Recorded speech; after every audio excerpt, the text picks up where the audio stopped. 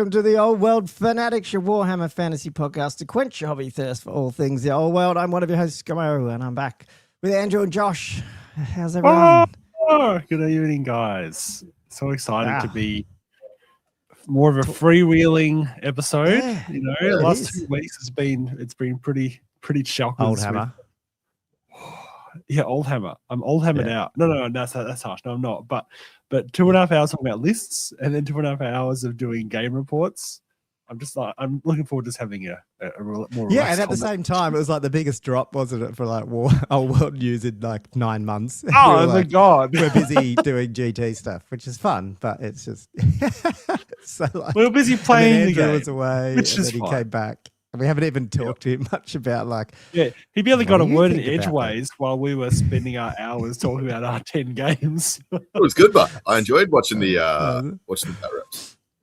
Oh, that's good. Yeah. No, welcome. So yeah, I mean, if you haven't seen the title, it's what have we missed or whatever. It's really we're trying to catch up. We've got a backlog of Patreon questions, but we want to have a bit of a chat about Battle March, what we think of it, the new rulebook stuff, some of the now. People have covered this probably because, again, we're catching up, but there's been interesting rulebook sort of little changes or just things that cropped up. And then I shared it with Josh, and Josh shared YouTube videos back to me to go, yeah, people have talked about this. I'm like, oh, crap, okay.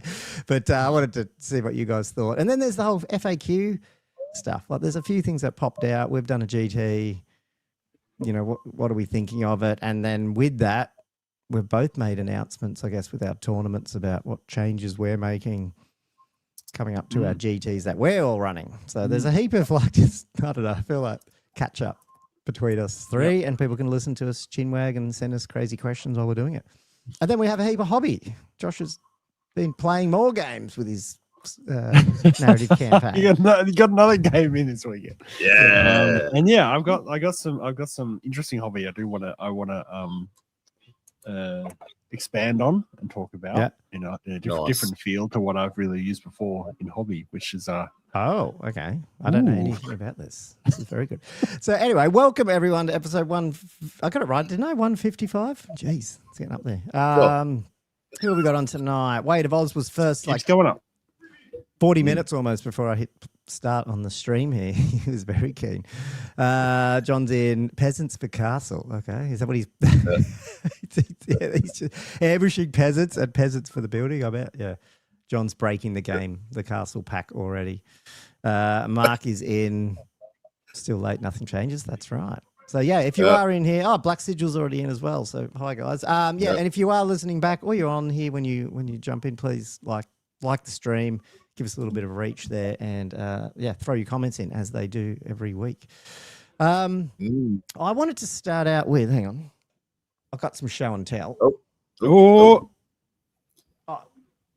a bit of show and tell. I got my big box. Big box. Oh, hello. Oh, that's right. You did buy that. You bought that. I got my big box. We have not chatted about any of this. I can't believe I know. It's what's so funny. And then it comes with two, not one, but two. Quick reference cards.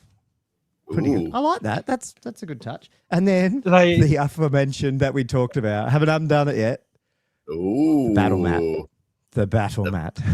The plastic that is battle mat. Oh. You know that. Is it plastic, is it? Or is it cardboard? Like it's just like it's just card, like a poster. Yeah, like okay. Yeah, I don't know. I'm thinking it might have been the old battle masters, the old plastic. I know it's a waste. I've got half the box with Cathay, but I had to get the core. It's the first proper core set of Old World. Do you know what I mean? Like this is really, I think it was 2+ Pod had on their thing. Is this the beginning of Old World? Like it's fine. It's almost like starting again. We've been playing in the beta Old World this whole time. But then... This is going to be really bad show and tell. So if you're listening, I'm sorry because I'm showing stuff off. Here's the new rulebook with the tabs.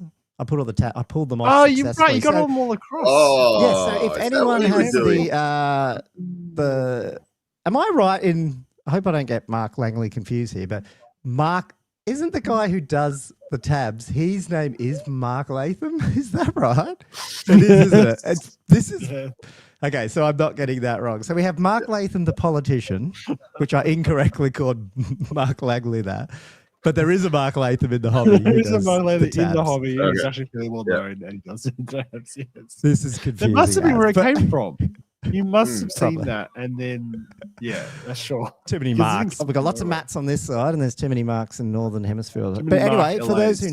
know, they safely all come off. They don't pull, and you can put them all Nice. in the And they book, re-stick. So which it did is re-stick. cool. They look like they're all Yeah. pretty. Yep, they're all Yeah, stuck so fine. cool. Nothing wrong with them. I just did have to LOL this picture, and I sent it to the guys. This is not going to work. Can anyone see this? Where's my fucking camera? Yeah, you're on the wrong side, the wrong page. Yeah, you're almost there. A little bit more. No, there we go. Okay, Yep, we there can we see go. the book now. Yep. Hello. Okay. So Yep. I just find it funny that you buy a core set, right? And then they don't change the picture of the opposing battles. It's Brett versus Tomb Kings, but they have digitized the new cover into the rule book on that picture. So if you go and zoom in, it's the new cover of this book, but they couldn't put a battle of Cathay versus. How It's much? just weird. How much effort has gone into digitizing? Adding the versus just taking a new photo. Now, the only thing I could think of is maybe they just didn't have the chaos side done when they were redoing that. I don't. It's just That's a it's fair. just funny. Unless I mean, when my they're eyes picking, are we really are. not right and it's the old rule book, but I swear to God, I can see Meowing on the left side of that rule book on the pictures, but it's got Brett's versus Tomb Kings, and you're just like, Games Workshop. I mean, You gotta love them. If you I got a must couple admit- of chaos models, you got to move on. I mean, I'm always willing. Yeah, but I mean, I want. They're good. I want to put them. Yeah, I together. know they haven't are touched good. them. The only thing I did is open the box and pulled the rule book out. I haven't actually really done anything with them. Yeah. Anyway, what's this? What's Mark saying? Now that Gommo had to build it, it's a kit. There we I go. don't know. Yeah, I'm not sure what that is, but anyway. It's, So it's just the John, rule book John count was as a saying kit. there's the rule book. Oh, have you yeah, got the tabs in? So the tabs count as building it? Yeah. Okay. Yeah, I think so. But you know what? It's like, I know if people obviously don't need to buy it because if it doesn't change a whole lot. But I will say having it all in there is nice. And on top of it, they have subtly changed. They've updated some of the artwork. Like they've added some, we've had a lot of artwork done over all the Arcane journals, the new, putting it down there, all the new like Marauder art and even just some of the artistic shield type designs, and they've all put them in. And then when you have a look at see what they've replaced, I think they've done a really good job of, I don't know, just making it like a better looking rule book.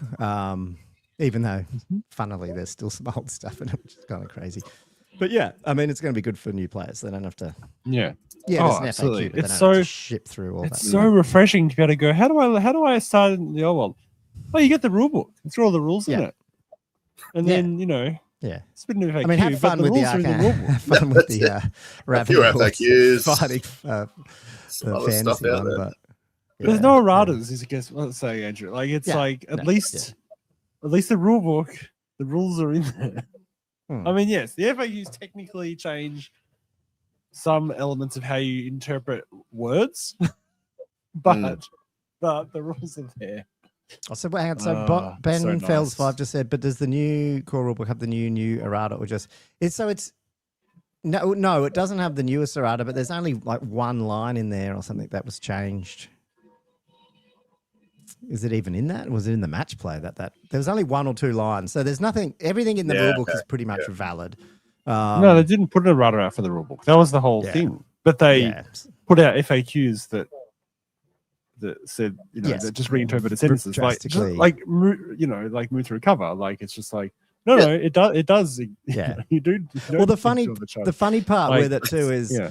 like and I started reading it from front to back in terms of the rules, like skimming through the whole thing just to see if they did anything. You get to like the whole infantry part and fighting and stepping up, and they haven't touched any of that. It's all the same diagrams, just all assuming it's just the front rank. And it's not until you get to like the troop detail point where you get to infantry, which has the press of battle rule.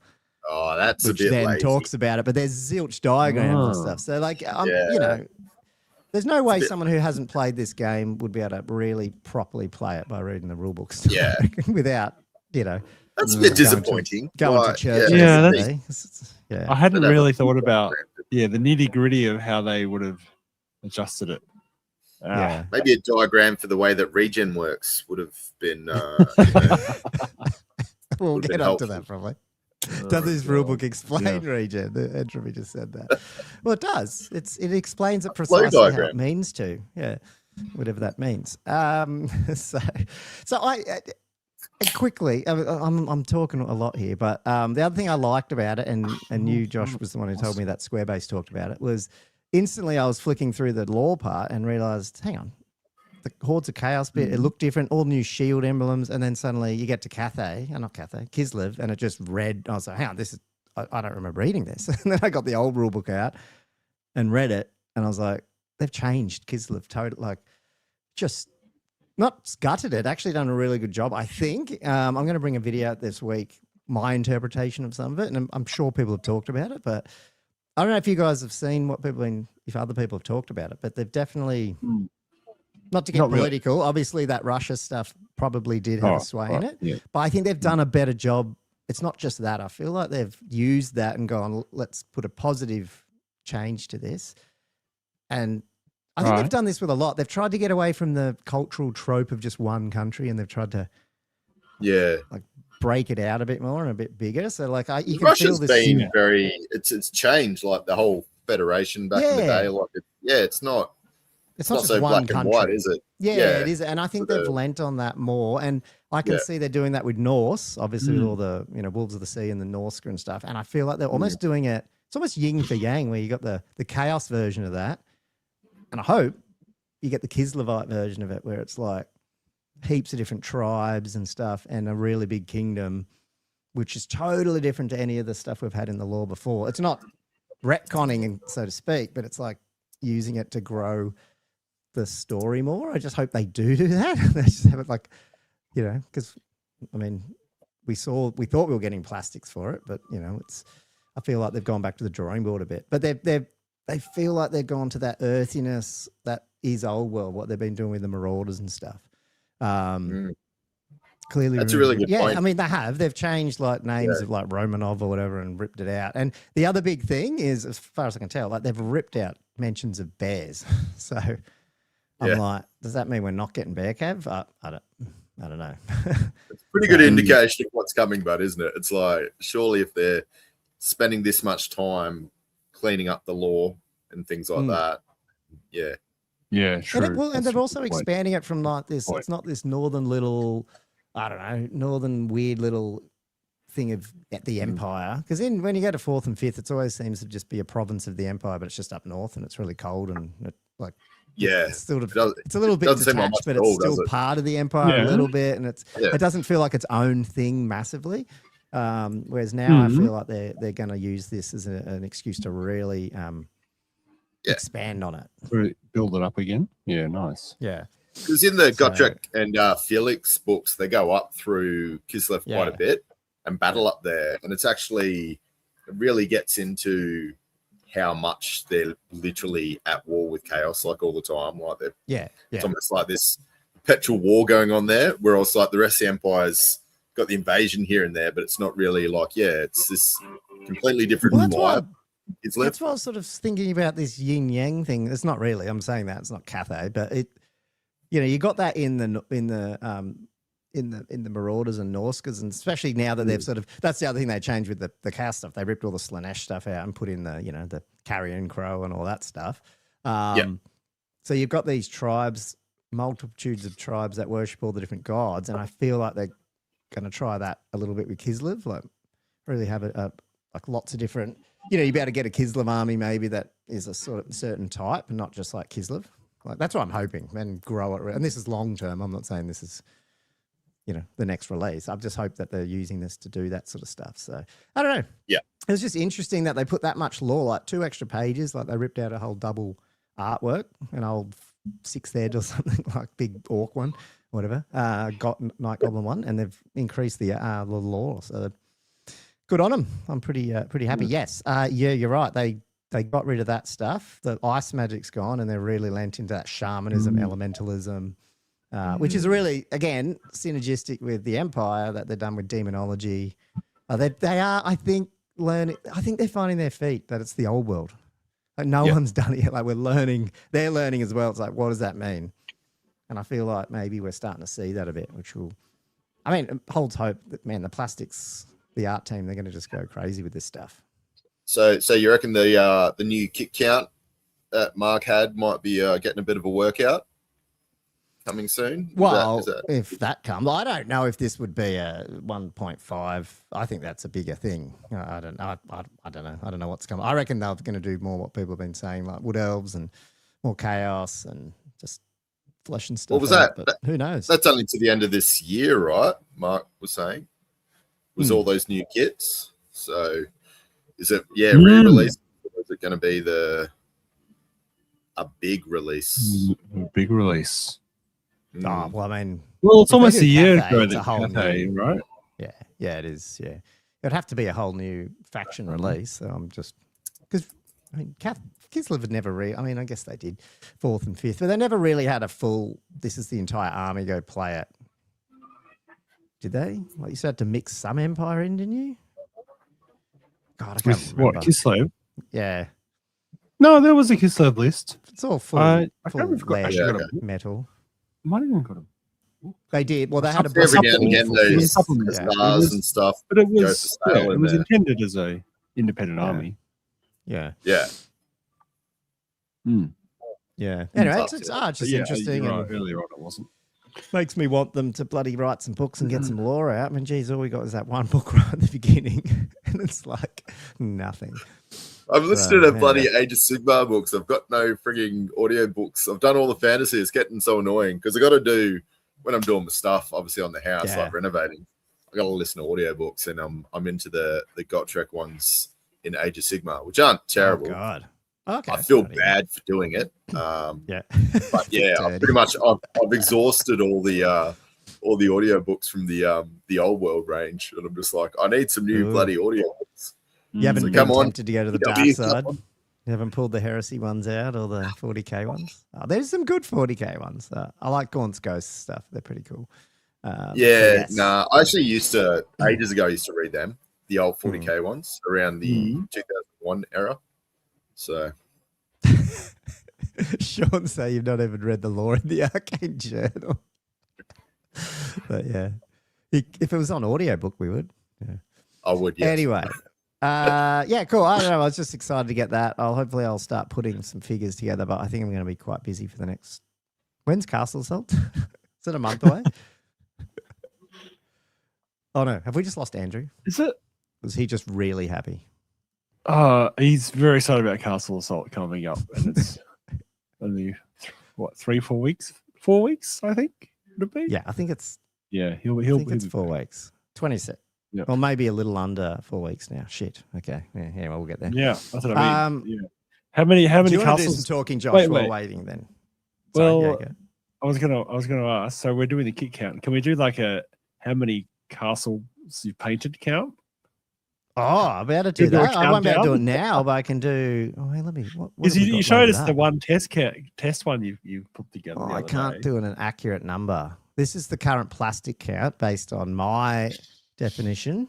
I should rename that to blue box count because that's what it is. That's blue box counts for the year. It's freaking majority blue boxes. But no, I can't do. This is close to the amount of castles that I have started to paint. Oh. But not finished. But I'll cover that in hobby for sure. Should we? I want to do a countdown. I want to do a countdown of how many castles. So rather than counting up, have you done? Yeah, okay, that's good. I'll do that for next week. How many are left we'll collate in the pile of unpainted? Yeah, okay, we can do that. So for those who don't know, yes, we do have Castle Assault, our tournament, but Scenario 5 is Castle Assault, which is Storm the Castle. So that's what his printer's been doing for the last, God, who knows? Like he's printed a lot of castles. 52, I think. Yeah, something like that. Yeah. So Anyway, yeah, so we've got to get through some of Yeah. these ones. We gotta get through. I don't know Oh what my happened to God. Andrew. Oh, he's coming back. He's coming back. He should be back shortly. So do you want to move on to like chatting our views on some of the FAQ stuff? You and me had some experience with it playing, and Andrew's back. Hello. You back? I'm back. This Hmm. I don't know what it is. If it's my wife's trash TV that she watches because she's got to watch it in 4K, or what is going on. But this time, every Tuesday, it just seems to drop out. I don't have it any other time. I don't know what the hell goes on. I know what she's Isn't it doing in that Monday? house. Hey? Isn't it Monday? Oh, yeah, the internet's having a Monday, definitely. Okay. I don't know. I need to work. I need to It is work Monday. something. Oh, we're having a shocker. Has she watched the show on where they do secret dating, where they don't know what age they are? My wife's into that one. I reckon your wife and my wife would watch. We could put them in a room and they would just watch reality TV. Forever. Yeah, but I can't ask questions because she gets offended because I'm like, why is that like chick? Like, what's going on to her? She seems like an idiot. Then she gets all like, she's not. Go away. I'm like, what? It's just, she can't stand me and they're just asking questions because they're all idiots on reality TV, So anyway.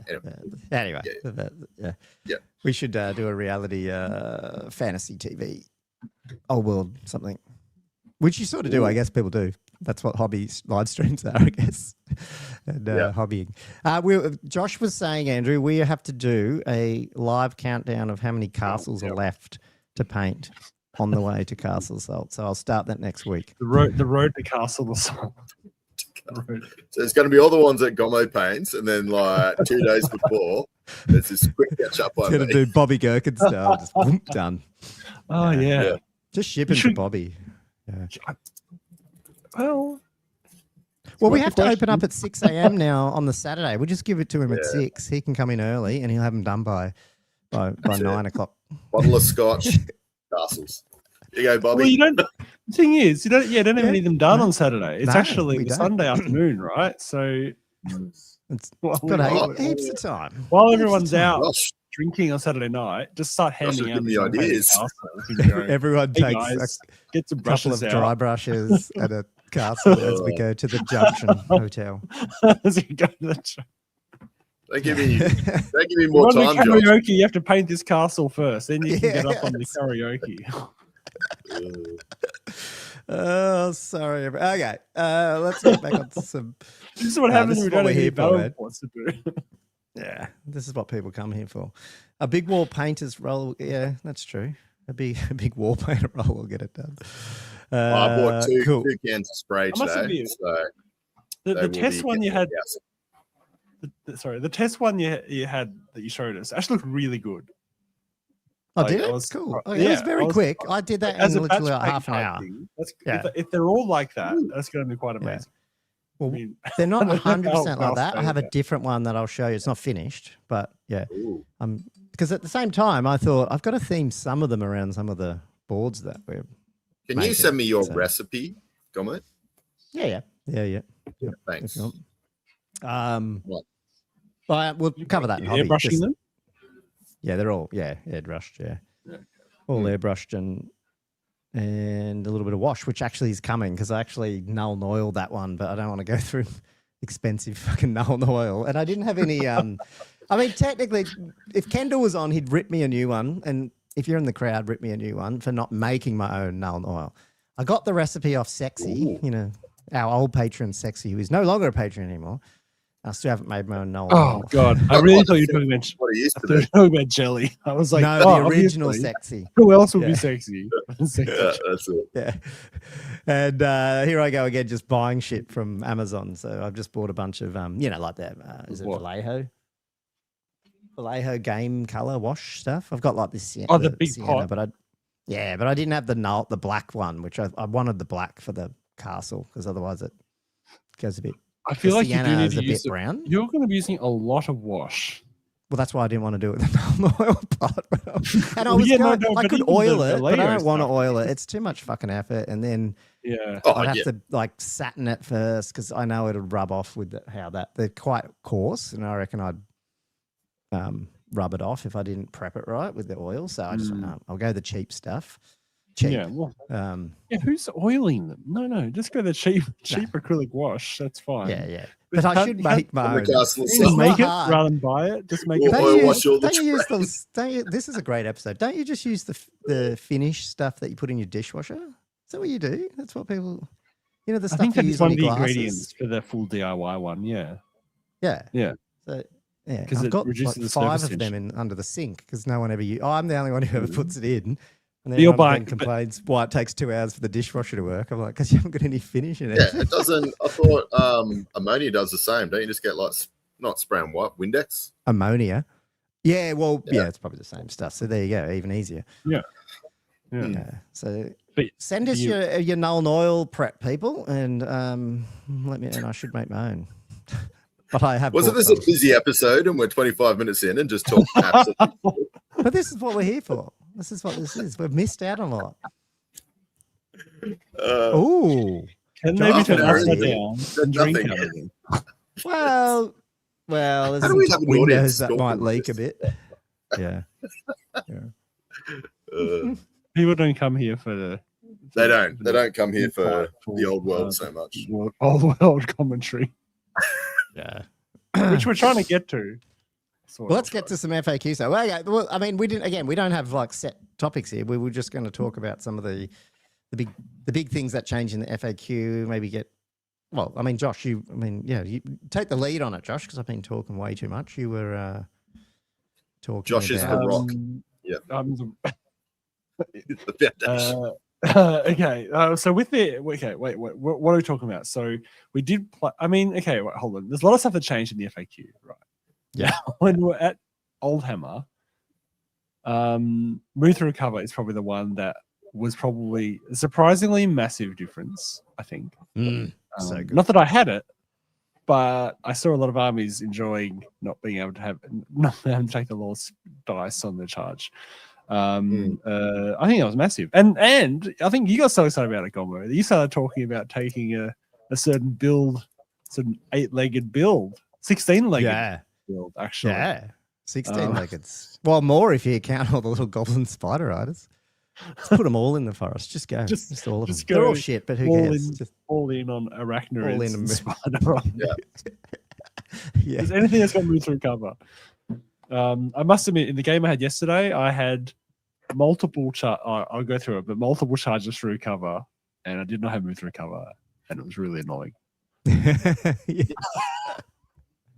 Well, the other thing I think it could bring out in that, Josh, too, is the whole you forget that you lose all your ranks. What is it? If you're more than half in a forest, you lose your ranks. Now that still counts, though, right? So you can still have Move Through Cover, but still get disordered. Is that right?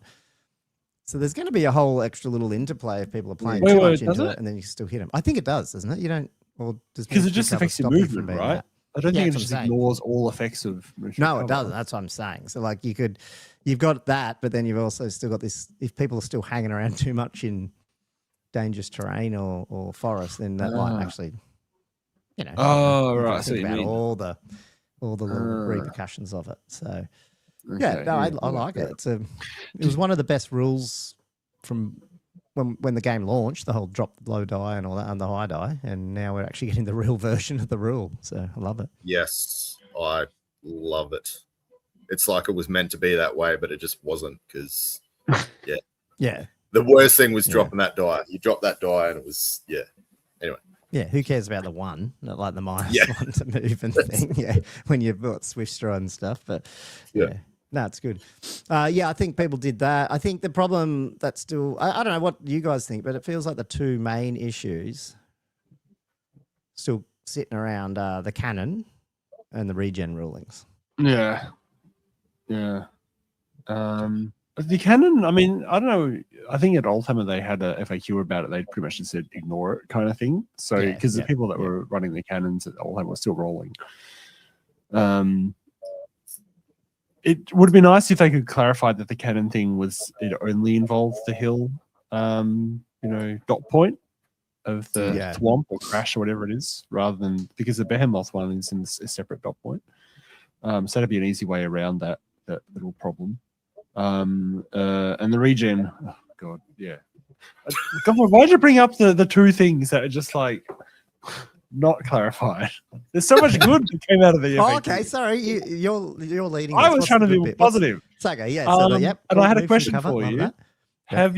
Did you encounter any low linear obstacle combats during the tournament? I didn't. Now I'm thinking about it. No.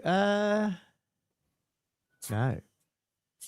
There was something Yeah. tells Oh, me no, there wait, was just less on the board than usually. Usually they do throw a fair few linear obstacles. I there, did. Well, you did run into one, did you? I did run in. I went into game 3. Yeah, I think I had some Seekers across from some Furies that I just charged across the fence. And they got 2 attacks? Mm. Actually, do Flyers even care about it? The Flyers were actually defending the obstacle. Oh, okay. Right, okay. As bizarre as that sounds. My Seekers got all their attacks. I was like, great. It made sense. I didn't barely thought about it. Wait, can Flyers defend an obstacle? I mean, they're infantry, right? Surely they're on the ground. Yeah, no, I'd say they can defend one. Right? Yeah, yeah. The way they do in combat and fly, they're always saying you're on the ground now. Oh, what are these little question marks popping up on people's bubbles on the chat? Is that a new thing? I can't see any question. What the hell?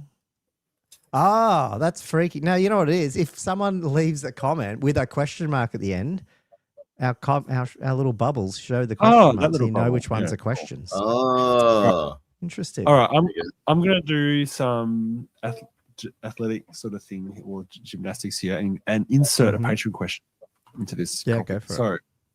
So, Zenfox asks, is the proliferation of toughness 7 good for the game? Obviously, Giants needed a buff or a points reduction, but going tough 7 means some factions can basically only wound them on 6s, while making things like cannons even more necessary. It's pertinent to our discussion. Yeah. I do find it a little annoying that, like, I hope it doesn't. I hope what he's saying doesn't happen, but it probably will, like, in terms of more cannons and stuff. But it's a bit frustrating to see something like Wild Herd. No, I mean, I guess, what am I going to say here? Boltide wouldn't have been a hurt him anyway, I guess. It doesn't really matter. But, like, that gets nerfed down. Yeah. And then, there's all these other stuff that gets even tougher. And then suddenly, like, oh, God, what's this going to do? But I don't know. I feel like the ones that got the toughness 7, you haven't really seen them. So hopefully less of a problem. What race was he, or army was he referring to that can't? Like, I couldn't think of anything. Like, so surely. Like maxing out at strength 5, is that? I mean, that'd be maximum strength 5. That's at 5, sorry. Yeah. Probably more just units in general, it's maybe. Harsh. Yeah, I agree. I don't think there is any fact. All factions have at least access strength 6 in some way, shape, or form. Yeah. Yeah. Certainly, you can build armies. You can make a list that has limited access to it, depending on how you build your list. But I'd say all factions would be able to get. There's usually a big thing killer in there somewhere.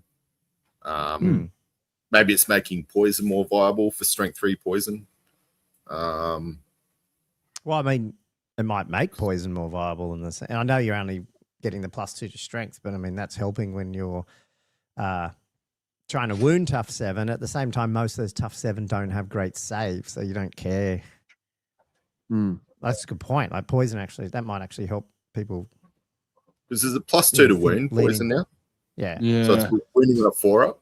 No, still on a 50-50, which is. Still, I mean, it's still better than nothing. And then most of them have a jackal save anyway. So they've only got a 6-up save or some crap, most of these monsters. Or like Giants, Yeah. But the thing is, like, it's not like you necessarily have to kill them either. Like, if you just throw a giant into a ranked up block of infantry, it's still going to very struggle to win a combat. Just with all the static combat res. Oh yeah, it's just unbreakable though, or whatever it is that just sits there and. Oh, true. I've killed a giant's a bad example. Yeah. I forgot they were No, unbreakable. but like you got what? You got the Gorgon. You got the what was the other ones that went up? Gorgon. Yeah. Um, Yeah. What else went to top 7? well, there was a lot of there was giants. a whole bunch Chaos of giant. there was a random couple up. beastmen things. There was another one, wasn't there? Trees got buffed. Yeah, something else. There was Not the several things Cygor. went to top No. 7. gonna have to There help was us just out yeah, here. I don't know various. what it There was a was. few different types of giants. I've heard And Seagull then put down Treekin went to giants buff. 6, which was crazy.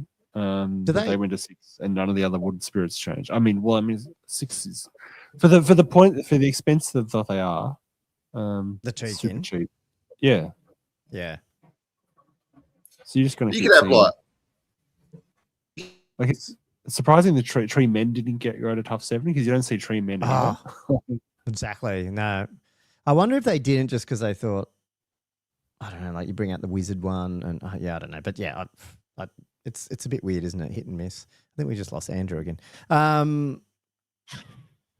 Is there any others apart from the Treeman, yeah, that you reckon? Was it only the Gorgon? So the Cygor, like the other kit, you know, the stone throwing dude, did he get it? Jeez, I should have brought my FAQ up. The stone throwing dude. Yeah, the Cyclops dude, the other build. You never see it. That's the thing. You never see these. I don't think I've ever seen one on the board, let alone in old world. I've never seen one in 8th either. Yeah, Cygor, Chaos Giant, Gorgon, Bone Grinder. Ah, okay, so he did get it, and then the Bone Grinder got it. But I reckon the Bone Grinder should have got toughness 8 or some bullshit because that thing is massive. Well, if you guys so tough 8, isn't that the threshold at which tough strength 3 can't even wound? No, Yeah? probably. Yeah, it Or would is be. it- Yeah, because strength 1 is strength 7. Oh no, it'd be strength 2. Strength 2 couldn't wound. Yeah. Oh, strength wow, 1 that's a very can't forgiving hurt table. tough 7. Okay, all right. I must be Yeah, thinking of it's- six. Yeah, six it's set different. wooden It's table. 6 levels up or something now Yeah. versus 4 or 5, what it was in in 6. But yeah, and Treeman is still strength 5. Yeah, Still that's strength yeah. 5. It's really means weird that- how they picked some of that. A Having tree said that, I'm man. sort of glad they didn't turn them up to tough 7, strength 6 or something, plus the Treekin, plus the war maybe. dancers. Yeah, but Tree Man is now wounding a giant on 6s to wound. Hmm. If you're a Tree Man going into a giant, Yeah, crazy. it's really not. Itchy nuisance just became even better. There we go. yeah. What do you think about all the Furious Charge just like being speckled across like Yeah. not random, but you know, Well, a a bit selection but you of still infantry you units. still need to be able to get the charges off it. I think it's going to make Battle March really fucking exciting and deadly, depending on the size and what you put in, because you're going to get a lot more of those infantry charges off, and have these Yeah. units of 10, whatever, great swords or whatever. That'd be fun. I think in big games it's probably less. It's not that big a Less deal. relevant. But when you do get the right one, it's going to be good. But it's probably not. It's not great game breaking. I'm not sure it would even swing you to switch a unit out from another one if you've got cheap core. if you've got fucking ambushing peasants like Cathay have with long spears and shit and strike first and everything for like 4 points, whatever they are, you're probably still bringing them. Mm. Yeah. Don't know, right? So yeah. I still think they're good, but yeah, definitely because they require the 3 inches as well. So, I mean, for doing a follow up from just to give ground, you're not getting it, are you? Again, so No. Yeah. it makes it even less useful. No, yeah. Or if they fall back and only 1 or 2 inches, it's true. Yeah, What else do I have to say? Oh yeah, I had a clarification. Sorry, having said that, Yeah. what about if you tied it up with demonology spells and had your fly charge into people? Can you get that, or you've already declared your charge? When do you cast that? No, it's in remaining big moves. I think that's Yeah, a yeah, conveyance that's later. spell, isn't it? Yeah. Yeah, so you can't cast it and then charge it in. Yeah. That'd be No. cool. That would be broken. Yeah, a little too cool. One thing I discovered the other day when I was playing Plus the 4 charges. I didn't realize about that flying 12. Is it 12? Yeah. Huh? Yeah. fuck, I can't remember. It's too late, and I'll go. Can you cast Conveyance before? Because that'd be the Seed of Shadows, right? Is it not that? Yeah, Seed of Shadows. Yeah. You can tell I've been playing Demonology a lot. Yeah. No. Yeah. Movement. Yeah. If it was an augment, but it's not, or whatever. Yeah. Yeah. It was an enchantment, but it's definitely Conveyance. Is there anything that came out of all this stuff that got you thinking about some other lists? Well, one thing. Well, not if you're trying to be quiet. I do want to address one thing about the Peg Knights. I want to address this image that I got completely wrong, because I discovered yesterday. I was when I was playing my game, we were talking about the line of sight for skirmishes. He's going to be off and on all night, isn't he? And I didn't realize it was actually more than 50% of the models need to be able to see. Mm-hmm. I thought it was 50%, up to like at least 50% sort of thing. Okay. So like if you have a unit of 4, then two so this, models being you need 3 target. here to see. Is that what you're saying? So you need to be more than 50%. So if you have a unit like in fight, like I think this makes sense. So like this one, line of sight here should have been the middle guy of this unit. So if the 2 guys on the outside can see and then the middle guy can't, the unit still can't charge. Yeah, but like, hang on. So which way are they? Why can't? Who are they trying to charge here? Oh, it's like someone. No. I'm just saying that in terms of line of sight. I was okay. just thinking about that. But then because the other thing I thought was the case was that if you had an even numbered unit like unit of 4, if then 2 out of 4 can see in one direction and they can still charge it. It's like no, you actually need 3 out of 4. You need more than 50% of the unit. Oh wow! Well, you definitely want to keep those Bretonian people in check with that. Hey? Yeah. So you almost don't want units of an even number of peaks. You kind of want either 3 or maybe 5. But even if 5, suddenly it's unwieldy because you need to have 3 models to be able to see the target. John's here? He can answer this. They, somewhat controversially or not, I'm not sure, ruled the whole shooting and line of sight and obscuring thing as saying you can just see through your own units. So for skirmishes, you could, like, Matt Willis was doing it. You could have 10 by 2 lots of, like it looked like a closed order unit, but it's actually 10 by 2 ranks. What's it called? Not rows. No, ranks, yeah. And they can all shoot because the guys in the back can just see through. Which is not how GW intended. I don't think so, but John, is that for charging as well? Does that can my rear Peg Knight just see through the other 2? And as long as they're in line of sight. I thought it said for shooting, but maybe it didn't. Well, that's why I want to know. I wasn't sure what John ruled because it never came up in my game. About, Western Sydney Wargamer ruling. Yeah. This is all WYSIWYG. I don't know if it was just for cover only. He's saying I get that they have arcs, but there's the guy in the back who have an arc. Can he see through his other 2 guards in front? Yeah. Even though it's not shooting, and therefore he can see. So therefore, for Josh's case, they actually have 3 out of the 5, and they can shoot through. Yeah. If you got one behind the other and they can't see. Well, and it's actually applicable to Castle because we're using Western Sydney Wargames FAQ. So John's ruling this for Castle as well because I'm too lazy to overturn. I don't give a shit. So just play the game. And if you've got an issue, talk to John. No, he's sticking with it. Yeah, they can see through. They can see through the model. Done. There you go. All good. I'm happy with that. It's ruled. Yep. I mean, Andrew's a TO. I just overruled him. Not overruled. Didn't even ask him. So. I'll just be mosey on over to John every 3 seconds.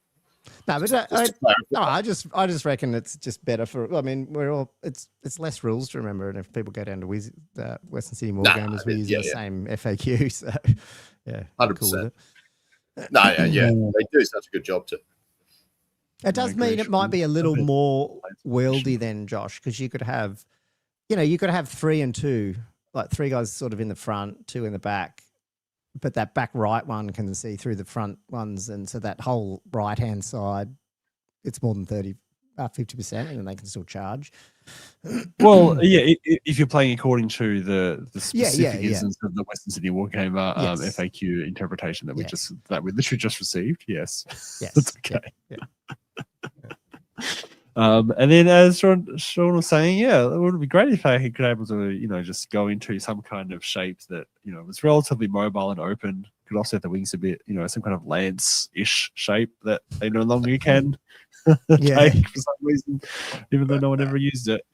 That would have been, that would be perfectly fine, I think,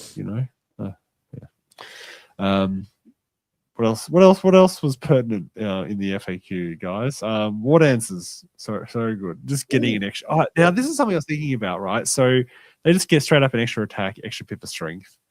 Now this is not to do with the war dances, but I was thinking the other day. Oh, I wonder how the Sisters of Slaughter are going to go, because I don't know if you remember, but when Val was talking about doing the Dark Elf Renegades, he didn't know what to do with them, and he's like, he sort of semi-categorized them in, it's like that sort of the same sort of field. So I feel like that buff, like in the same sort of category.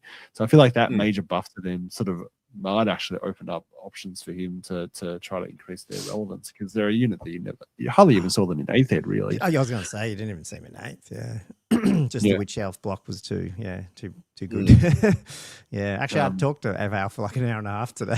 So it's a good chat. What? Got some goss.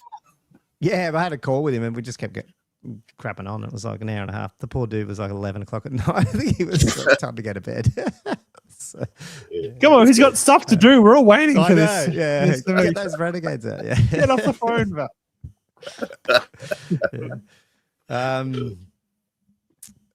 Cool. What else is there? High elf buff / not buff. I mean, come on, like there was some minor point reductions. I don't know that the +1 weapon skill martial prowess is going to mean a huge amount. It's better than nothing. At least I got 10 points off a bolt thrower. Yeah, that's true. Yeah, Matty just said. Sorry. Scott can't shut up. And Val probably can't shut up either. So that's a really bad combination. Neither. Two of them just as bad as each other. What about I think this is a subtle but not so subtle, like the Chaos Dragon on the bigger bases. I think once all the dragons, and geez, the poor High Elves, if that ends up happening before they get a boost, it's going to be even worse with the big dragon bases. But I feel like that. I think some Chaos players were adjusting to that a little bit. So I think that's a subtle change, but I think it's actually a good one for the game. Yes. For those huge, unit strength 10 bloody monsters. So I don't know, what was the other big changes? The good thing is, it didn't feel like a massive different game or anything. It was just No, it didn't. But Viletide being Wild Herb being completely undercut is great. I really like the FAQ on the whole. I mean, yes, there's a couple of things that led to a lot of controversy. Still haven't been settled, especially regen. Yeah, pretty core game rules. But in terms of the overall balance and at least getting some of those really high end lists under control again, I think it's a really good step for the game. Yeah, it's just I'm still perplexed on how this keeps happening. The old rules, you update a rule, try and make it easy to comprehend so everyone knows what's going on, clarify things, and then just make a dog's breakfast out of it. Like just the wording, it perplexes me. I swear it's like an inside joke. Like it's almost like probably we're going to get him because. Like on one hand, people you could I don't know.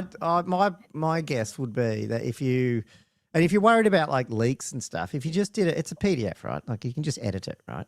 Just put it into Claude, just fucking edit it if you need to. You don't have to write it. So sit down if you're going to release it on Thursday, have 10 guys that you know from. It's pretty easy. You could pick them right now that are out there in the old world community who would find this stuff. John would be one of them. Just put him on, get him on a call, show him the doc, fix anything. You don't need to play test it after that. There's no need to play. Like, obviously, you haven't play tested it anyway, so it doesn't matter. It's like, just put it out because you haven't play tested that regen wording.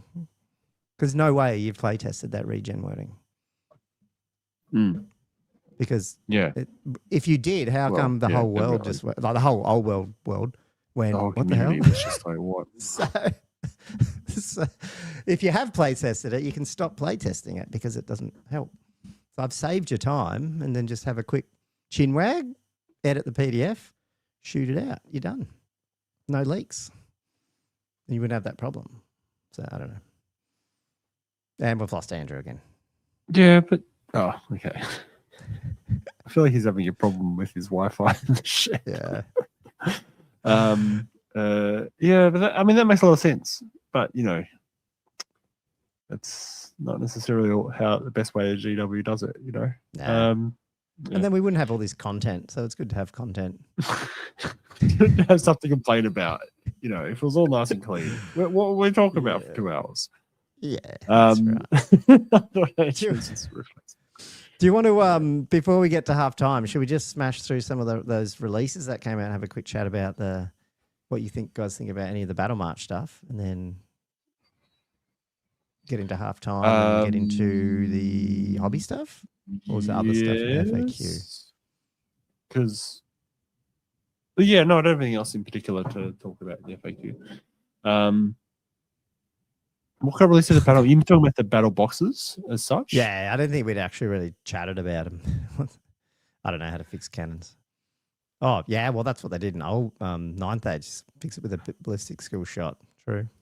I think they did that in 9th Age. Am I getting that right? Did they end up being a ballistic skill? Oh, I can't remember. What, cannon? Yeah, is it? I think. Andrew might remember. He was playing dwarves in 9th. Yeah, Andrew's probably most. Oh, yeah, actually. In 9th Age, did they turn them into ballistic skill shooting? Oh, God. No, okay, that doesn't matter. Sorry, it's not. Andrew made his 5-up regen. He did too. He keeps coming back. You think he's gone, and he rolls a 5-up. I'm at Castle. No if this keeps happening, it's an embarrassment. I'm just gonna have to. I need new cat cables. What I need to do because I'm in the shed, so I got a lot. I got my old cat cable. I've been doing some upgrades, moving it around. It's the perfect episode for it. There's nothing. Yeah. Hey, well, I want if like Josh, have you got anything on the FAQ, or can we just chat briefly about the Battle March stuff and just Battle March in general? Really, like let's battle March it up. Okay. Because obviously you got the article here. Oh, right. I just brought, we don't go through it because it's like 5 weeks old now, whatever. But, obviously, we're getting those 5 boxes. I just, in general, I just wanted to see, like, obviously, you've played a bit more Battle March, and me and Andrew keep talking about that we will, which we will. Have you guys played a Battle March game yet? No. Have either played one? We have intentions to, so that counts, right? You must. You got to do it. Is that actually really fun? I'm all prepped now. I've got all the terrain. I've got the little mat ready to go, and I think I've got a couple you of got these your little 500-point armies. Ooh. Just need to actually do it. So I think we should. We need to pop our Battle March cherry. Right? Yes, that's cool. Yeah, no, it's a real fun format. I just think and I did a video on it, I guess, but I guess I just think it's really healthy for the game. That I think Games Workshop know what they've had to do, that they've got to they've swung the target market for this part back to the new gamer and not the old grumble person like us, because we're not the target market for this. So, and I know it's old minis here, and you could argue, well, that's a bit dumb, but at the same time, they have to have something on the shelves. And I feel like nothing stops them rotating these boxes out with new ones. They do that with 40k all the time. They'll have a box and 6 months later it goes with another combat patrol box. So hopefully that's the case. What was that? To finish your New Year's resolution. Was that the New Year's resolution? Okay, yeah, we have recorded all that. What was the New Year's resolution? That we're going to play Battle March? Or play you're going to do the Battle March. You're going to do Path to Glory campaign. Yeah. Yeah. You remember the whole campaign? I do remember there was some specific talking. At this point, if you get one game in, that'll count as your as passing your resolution. In our defense, I don't think at the time we thought we'd be running Castle Assault and other tournaments either. So I'm just going to claim that. But yes, we need to. Like in 4 weeks' time, Castle Assault will be done, and you got then you'll have another 4 months to. You want to try a new list? Like, there's all this exciting stuff, and new lists, new rules, new purchases made. Just. Yeah, we've just come out of 6 months of nothing, and we're still saying, there's all this new stuff. I don't know, man. I know these are old. I reckon the Empire one still holds up, even though they got the old State Troopers. I just like some of these minis still. Maybe that's just because I'm an Empire player.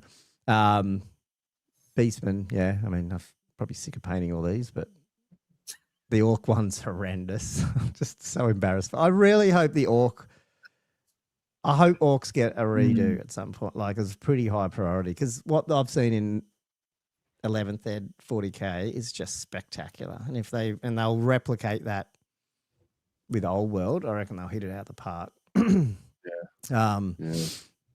the Chariot fighters. Oh my god! I mean, the fact that Chariot has got the old boar with a new boar right in front of it is just like you just can't get. There's worse stuff out there, guys. Come on.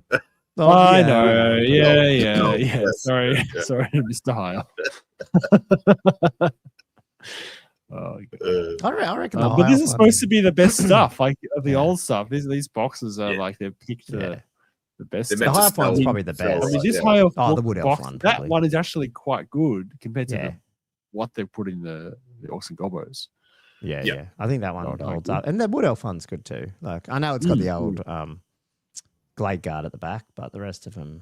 No, but they're not terrible. Those Glade Guard, they've stood the test of time. I think it's got slightly big heads. It's probably about it, really, maybe. True, I've never liked the Glade Guard. Given the scale crate, maybe just 2 small bodies. Yeah. The heads are the right size now. Yeah, the heads are the right size now, I reckon. Like, look at the size of the dude's head. But I mean, it's because they got the big old mask on it. Like it's too thick, that leather sort of. Yeah, it just doesn't. I don't know. No. Yeah. No, I like it. It's and hopefully we'll see. Well, the Brett list was in the book, in the Battle March book, and they're not even here either. And then the Wood Elves weren't in there, and they're here. So it's hopefully yes, it's very curious sometimes. Yeah, how they pick all this stuff, but it's. No, I'm excited to see. I would introduce people, and I've sort of hinted. Like, I mean, well, my oldest daughter's boyfriend would play it. Just I'm the one who probably can't be asked doing it. But now with Battle March, you probably go, maybe I will, pull out the games at some point and give them a go.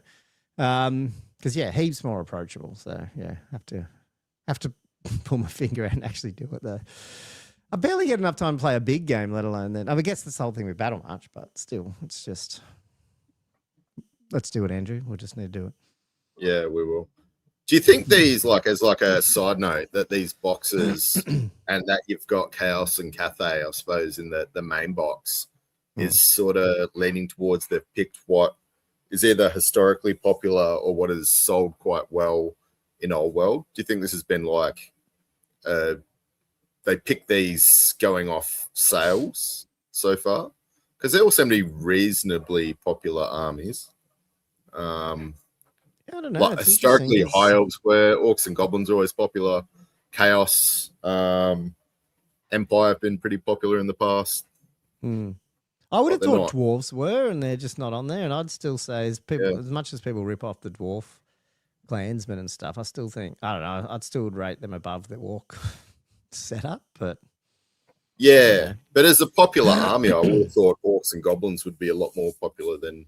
Yeah, probably, but I don't know about these versions of them, but maybe they were. I don't know. Yeah. It also could definitely gameplay-wise, there seems to be a lot more Orc and Goblin players around anyway. Yeah. Oh, I think they're a really good. I mean, it's funny, Orcs and probably even Chaos to that regard when I look at the stats. They're probably the most balanced. That's probably where you want everything to be. I know Chaos has had its times where they've been too powerful. I feel like they've ratcheted them back a bit. And so, yeah, so much to see. Yeah, totally. Go, stop buying shit and play some games. Yeah, it's a good point. What was I saying? I can't remember what I was saying now. Something about, what was I saying? It wasn't anything worthwhile then, if I can't remember. But no, you're talking about chaos. Yeah. Oh yeah, they're very, very balanced on the ranking stuff in the terms of where they sit and how much they win.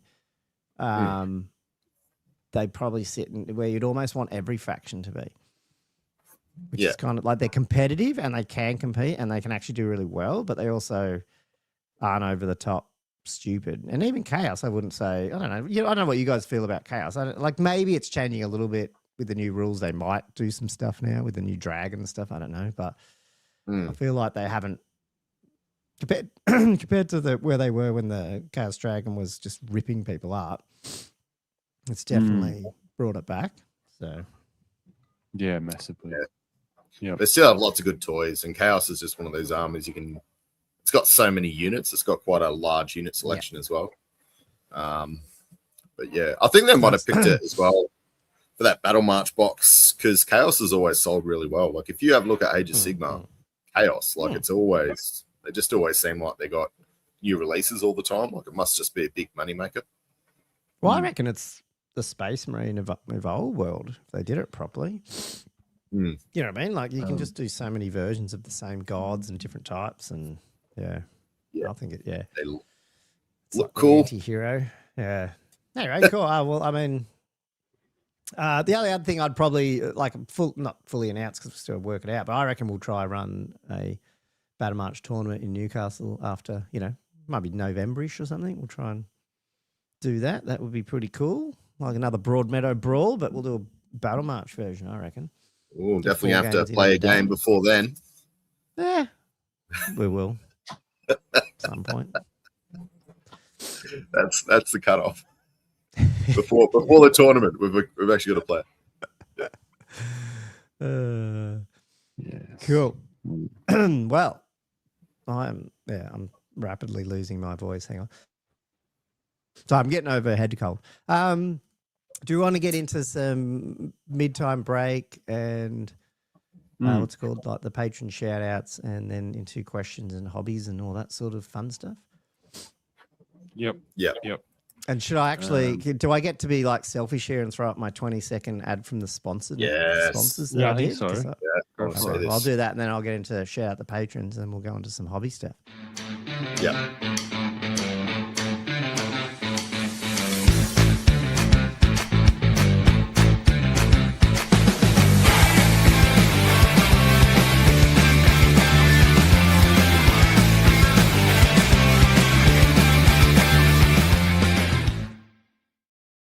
Thanks, Old World Rankings, for that sponsorship. That was very, it's very, very professional looking, don't you think, people? Yeah, had to throw that in. Anyway, cool. Anyway, if you are listening back here, what the hell was that? That was Old World Rankings. Please jump on there too. Really, what's that blaring music come from? Yeah, that's right. We'll shout out our awesome patrons who help us keep rambling on a Monday or a Tuesday, depending on when we turn up. I've got the right setting here now, Josh, so I'm back to just the active set. So that's all good. We should be aligned now. So we have big thank you to Nick S, who's still in the country, obviously. Jason, Zeffel, Handsome, Dan, Sexy Hobby Horse, whatever it is. Mark Hewitz, Shabismus. Did you just add sexy? Oh, no, sorry, that's in the Discord here. He's just Hobby Horse on that. Yep. All right. Oh, is he? Okay. Fiona, King Pash, and the Mustache Rash.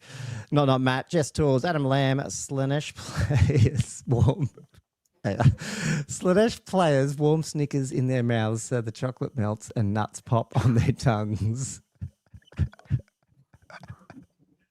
Nice. He did come up with a new one. Okay. Firebird. Is this through, Josh?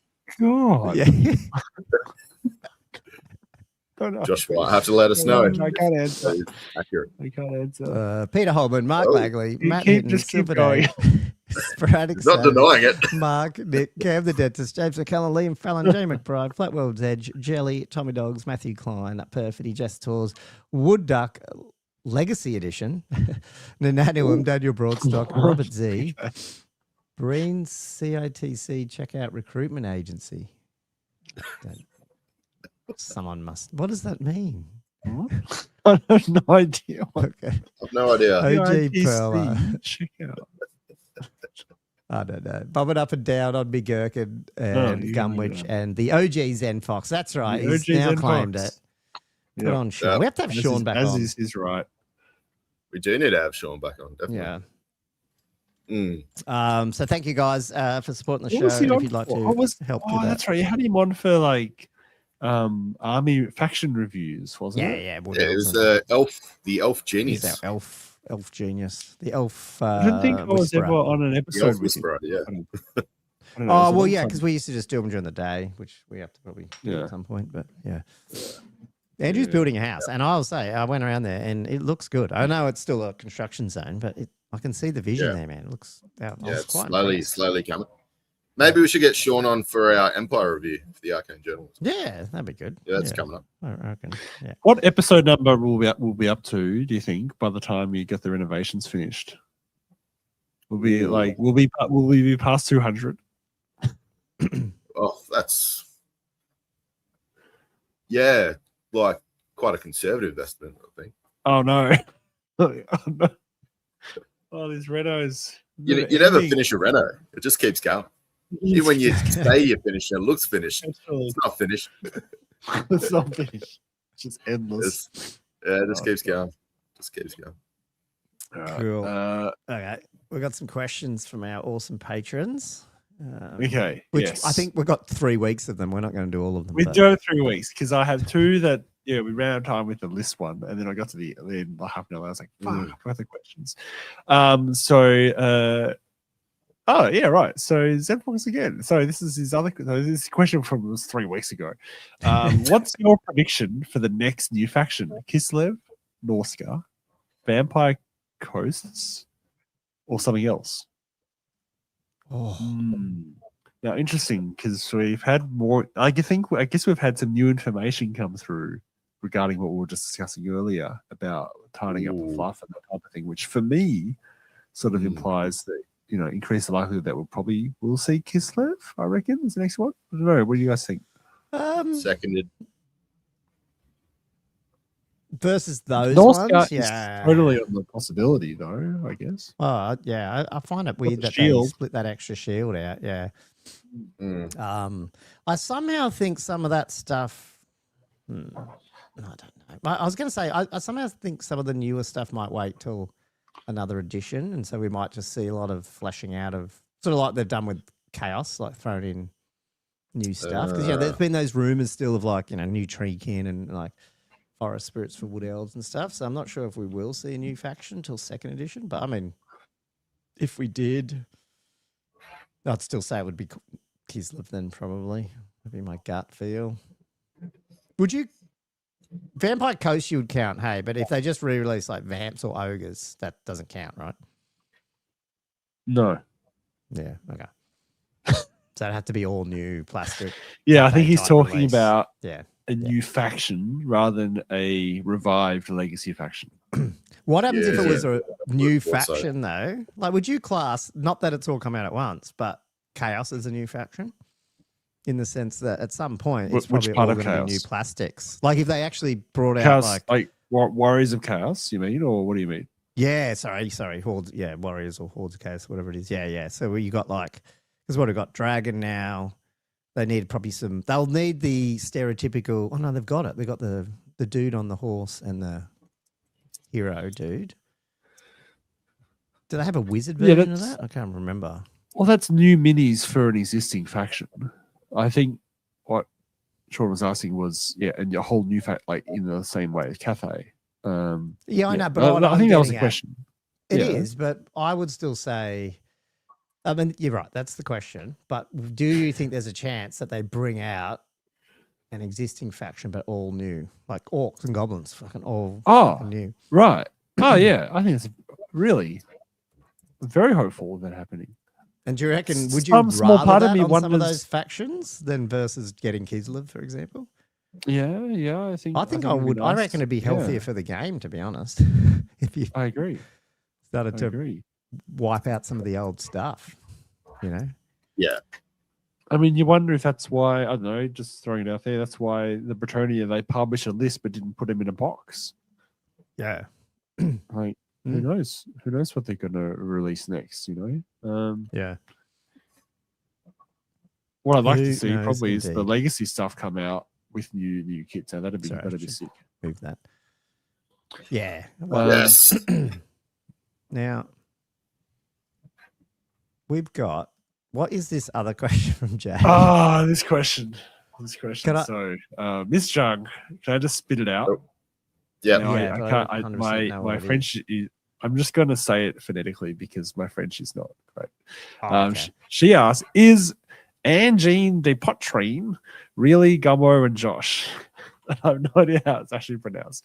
I was watching this afternoon because I'm like, I really got to check what on earth these questions are going. Oh my god, you've got to pull it up. Is this it? Yeah, that's it. I have not seen this. Oh, Oh, now I can't There we remember how to go. turn the fucking audio. on. Pinocchio. But anyway, you can't. Yeah, You yeah. can't hear the audio, can you? No. No, you can share it here, but now I don't know fucking how to do it. You have to share the tab audio, but now I'm trying to remember how. Has the drummer got a big that. dilly on his face too? Like what's the go with Yeah. There's a Okay. well, it's a bit slightly different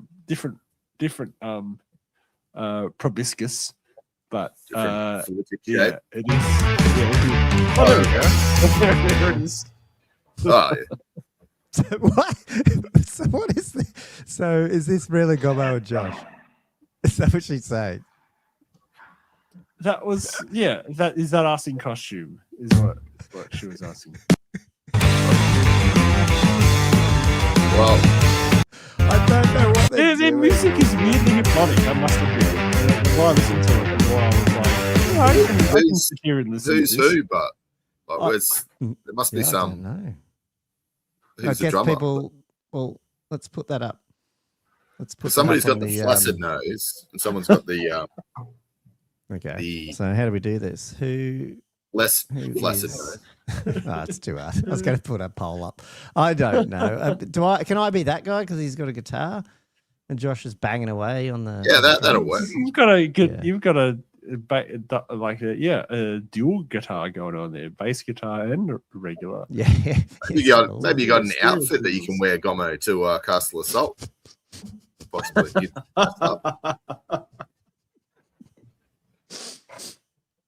Where? I don't even know where this came from. It's so bizarre. 18 million views on this video since 6th of February. How do you find these things? That's what I want to know. Like, Well, apparently 17 million people on there. yeah, some deep dark searches, I reckon. Oh god. Yeah. You don't get like the YouTube Yes, you gotta suggestions to wear it. come up and show you new shit. Like it kind of goes up what you usually watch. So I think I'm if just you're worried getting that now that I've shared that on our, like, we'll somehow be demonetized or something. That's something I don't know about or something with this. I don't know. Yeah, it does happen. It's really annoying. Yeah. Oh There you dear. No, all right. Not that really matters. It's really a wild Shall I question, but keep it was going? fun. So thanks, Jack. It was fun. Okay, handsome Dan Hobby Horse. I'm sure there That's was a a good sexy one. in there. I'm sure there was sexy. Any worry about the longevity of prints, like printed stuff? We all have models decades old, but will resin 3D prints still be good in 20 years? Mm. I don't know. Mm. Depends if you Well, leave them in your car on a hot sunny day, I guess. I don't know. Yeah. oh, yeah, I don't know. I'm the oldest things I have that I printed would have been what 2022. Yeah, so like 4.5 years ago. They're still fine. Mm. They're still in the same condition they were when I printed them. So that's That's right. N equals You 1. keep your treasures indoors. 15. Don't you? They're not in a hot shed out in the backyard, are they? No. Josh's. No, they're not. Yeah. No. 'Cause you- It'd be more the UV that Printers I'd be are. worried about than the heat. Yeah, I don't yeah, know, yeah. Maybe the heat Yeah. might screw it around. I don't know. Mm. Mm. But UV destroys anything like plastic. Yeah, You know, yeah. UV doesn't. And you don't. I mean, it's been a long. I don't know. I don't leave my stuff in anywhere near. Well, I should lie. That my figures are near my front window there, but it's always mostly closed. And my room faces. I think it's almost east, so by 10 o'clock, there's no sun coming in the front as such. But yeah. Yeah. Well, I haven't had know. any concerns about longevity. I Yeah. don't know. And the quality's nice, and stuff you wouldn't be able to get any other way. So yeah.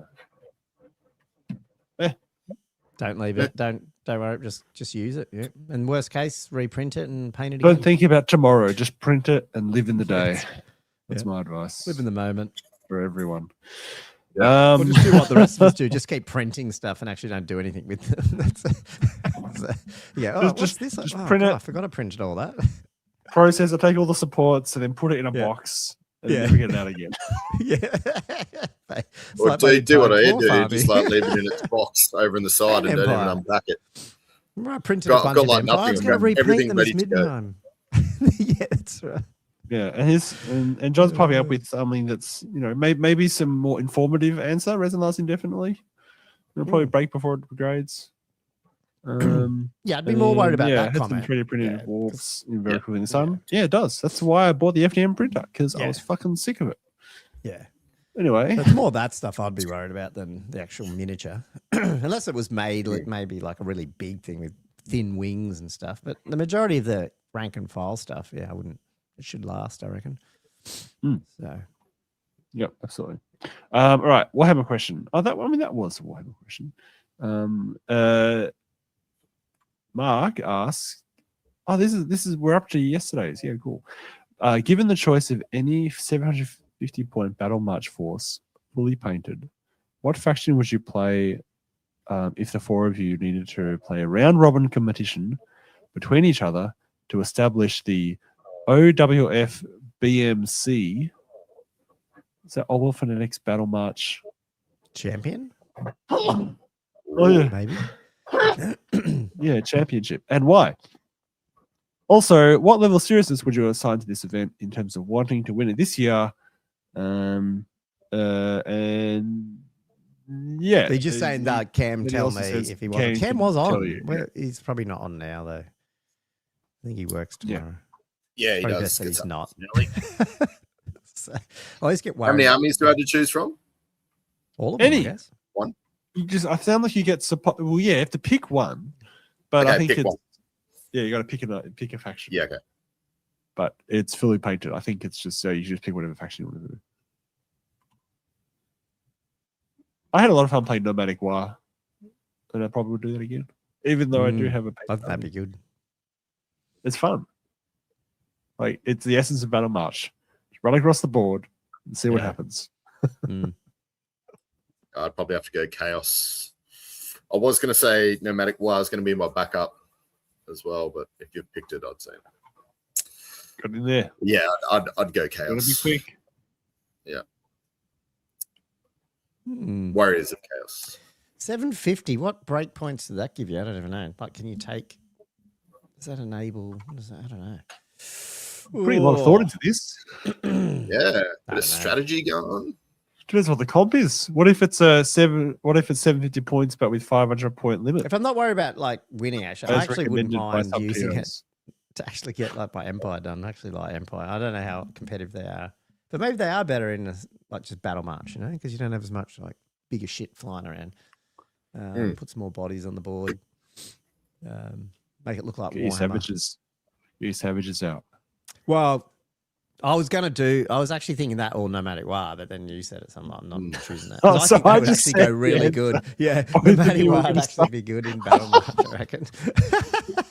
So, yeah. But yeah, no, full Savage build. That'd be cool with some spiders. Yeah. Yep, Spider Savage. No, I don't even know if the spiders will fit, man. They're 300 points. They have the no, they wouldn't fit, no. Yeah, it'd be the little sucks. spiders, the little ones. Yeah. How many giants could you Giant take spiders. in that battle march? Is there only one behemoth? No, but it's. I don't know how still much the tough same 7 you want on the percentage. board. Well, if you want to win, if you want to be the the next champion, Yeah. bring giants. Oh yeah, well I guess it is one of the questions. What level of seriousness? I guess he means what level of competitiveness would you assign to this event? Can't How imagine hard this would you being- go, guys? How many giants are we gonna see on this board? If it's me versus you guys, I'll be going as competitive as Yeah. I could. That's what it is. Yeah, it Andrew is. would go competitive. We're all I fighting would each be other, like- right? You just be you like just- Meta we'll just break central. battle match. Yeah. Just be scheming for weeks. But I don't know. Yeah. I Should do it. We should do it. I- Line it up. I'll just throw something together. I'll be like, oh yeah, I'm not that serious. He says that. And then I'll like it. Then I'll win it. Then I'll just win the whole thing. And then he'll win it. Yeah, Oh, yeah, exactly. Yeah, with his Slaanesh or something. That's With it. his Bretonian Oh, yeah, He'll I'll win just best orcs. as I'll well. just bring some broken demonettes Yeah. instead, even though I said I'm bringing no matter what, and then just like wipe people. Yeah. Oh dear. All right, next question. We've got 3 more questions. We're gonna keep going. It's run out in 20. Oh no, that's not a question. That's a comment. Oh no, I'll put it in anyway because I like this comment. So Jelly piped up talking about here a bit of a story about pushing units that are already fleeing off the board, like I did that Oh yeah. Yep. mirror thing. It's Yeah. 54-point unit of Carrion charged at already fleeing Iron Blaster. And then it's charging its fleet. It ran right through a Stonehorn Tyrant on the edge of the table that had just rallied the prior turn. The Stonehorn failed the panic check and it ran off the table. And the birds did 21-inch charge and hit the Iron Blaster that was also fleeing. And so like 600-700 points is gone off the table. Like, it's just a beautiful flies Warhammer just- story. Classic just Warhammer insane. moment. Well, yeah, That the is- Carrions are awesome. I should get back to my Tomb King too. It's Yeah, about I having love the them on the Carrion, board yeah. though. Like there's a lot of discussion about should it even be a thing in the game? But like that's what their role is to mop And things you up still and have just to have that invest. high I know the mobility. And 54 sometimes points. if you catch You your need to opponent invest. out, Yeah. you got to invest it. Yeah, it's cheap. Yeah. But if you're not taking those little units that But like they're the units that also get cut. Like I've said, like you didn't see Carrion at the beginning of this edition. Like people were like, oh, and then now that as stuff settles down and other things aren't as good, you're able to put these little special ones in, which you're just not seeing. Like you want to see that stuff. That's what's cool about it. Yeah. Yeah. So no, it's good. Little 2-unit model there. It's good. Mm. now we've done the tough 7 question already. All right, so last question. This is my favorite one of the night. Plasman asks, can you explain to normies like me who find even the idea of a 3-game event mentally exhausting the appeal and draw for following rankings and scrutinizing their lists? I'm the sort who skips your excellent and long videos on lists and tournaments because I just don't get it. That's fine. Yeah, man. Which is great. I love to hear it. Because I feel like especially last 2 weeks we've been very obsessed with like a full on we're just looking for 5-game content, 2-dayer. And yeah, we were. Oh well, the FAQ had come out, but we did need to do that. Yeah. Yeah, I'd find 3 games in a day is exhausting. The biggest thing that I don't like, and there's just not much you could do about it because of time and all that, is I just hate that second to third. Like it's like 10 minutes and you're frigging rushing to the next one and then you're setting up. That like I like that first game and then you have lunch in the second game. Like if you could space it like that, it'd be heaps good. But obviously it would be, into the night type thing to do those things. Oh, to have an hour between each game. Yeah. Yeah. That'd Just be pretty long day. and it's fun to talk about and all that sort of stuff. I think 15 minutes between the second and third game is better than 10. Like, yeah, I know I've been to some times. Oh no, where sorry, it is no 15 break. usually, but most of the time, like it's, It's time's up, quick. you're adding your stuff, and then you're like, oh crap, now I've got to find my. You're waiting for the Yeah. pairings to come up, and then you've got like 10 or 5 minutes to get to the other one. Throwing your so- army on you. I honestly say, like, I mean, I know I run old world rankings, but I don't, except for just maybe Yes. You're people right you're at the the root top. cause of all. Like we had no rankings before this. I mean, I know it's normalized now, but it's never been a thing. The face of the evil corporation. It's all you. But- It's you. I probably write less lists than anyone. I never look at any of this stuff, and I think I think like you guys will probably feel this too. Like you don't, it never factors into a tournament. It's only maybe the guys near the top / girls near the top that probably care too much at that point. But usually the way the rankings work, they've settled down after a couple of good tournaments. Like, I mean, Akhtar's on perfect score. He's never going to even do whatever he wants. It doesn't really matter. So, like, I don't know. You don't really hear anything about rankings in a tournament. No, you don't. So I wouldn't worry about that. Not that I'm saying Plasman's talking about that, but it's not. He's not. And that brings me to a point, because when I was trying to get, especially when I was running the Battle March, event, way back in February, way before Battle March time, by the way, guys. So I was way ahead of the curve. I'll just put that out there. And when I was doing it beta testing with the Owl Rankings software, I had a couple of people make little remarks like, "Oh, it feels weird to be on the rankings thing." I'm like, it's not about the rankings. I'm just wanting to use the software. Like it was never about the rankings, So I think to some extent that website, even though it's called Owl Rankings, there's so much more than that. Yeah, anyway. Well, that's right. Yeah. It's not just that. Yeah, I mean, it's hardly that now. Yeah, I mean, ironically, hey, if anyone, once the mobile apps are fully out, I mean, FYI, guys, if you've got an Android, it's actually out there. Might be slightly older version, but there's no rankings on the apps. It's not the app's not there for the ranking. It's for there isn't. And it's lists. all it's just the events and list building, isn't it? Yeah, which is actually the game. There's no rankings on the old world rankings app. Well, there is. It's in the more menu. You can look at your rankings, but it's definitely not really part of it. It's just kind of funny. Yeah. Yeah, no, cool. No, and look, that's totally justified too. You don't have to play 3 games. I think for a lot of people who play that, it's just the only time they can play, and so you get that all in one day and smash it out and have some fun. Yeah, and it's a good way of meeting people that you haven't played before, or if you've got a relatively small group of people that you play regularly with, doing one of those events can sometimes open up social opportunities to find new people to play with. Like that's how we first played. Random good games in Newcastle. But there's lots of people that play Warhammer for different reasons, and the tournament scene's only a small part of that too. Yeah, so I think we should always try to remember that. Now, I would extend that a little bit to say I'm slowly becoming sort of the attitude of actually would rather the one dayer and just do the 3 games. But the other idea I had, because the 5 day, 5 games is good, but I don't know, you wake up the next day and you're like, I've got 2 more games, and then I've still have to drive home, and I don't know, it's all weekend, and then you go back to work on the Monday. And you're like, I think it'd be pretty interesting. It depends. You can only do it if people could travel. Is you actually do a game on the Friday night, like everyone gets in at 5 or whatever, and you have like a Friday night round 1, beers. Everyone stays over somewhere, and then you do the 3-day game so it's a 4-game tournament, and then it ends. So I almost feel like it's just one day. So nothing you on get Sunday. that cool nighttime. So Friday night, Saturday. Yeah. Friday night and Saturday, and then you go home. Oh god, that'd be fun. Oh, Would that ever work? I don't know. Probably. I think you're more likely to get. Well, if you're going to do 4 games, what about 2 games each Saturday, 2 games Sunday?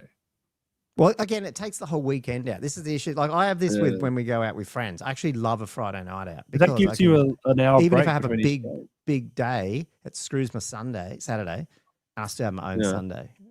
I hate Saturday night outs with big people, like big Saturday nights out, because it just screws my whole weekend.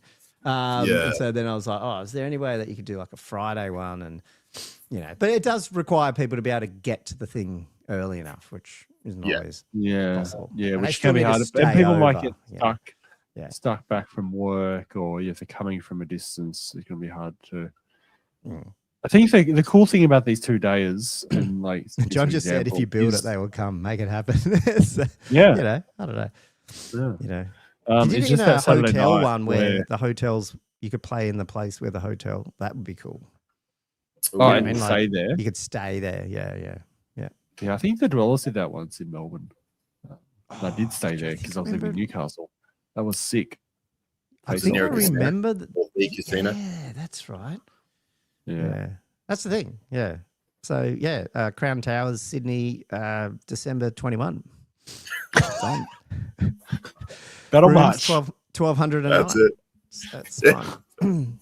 Starting It's good from though. Friday It's good. night. Friday night. $700 Saturday, Battle entry. March. How many rounds Battle March? That's right. $700. Yeah. Cool.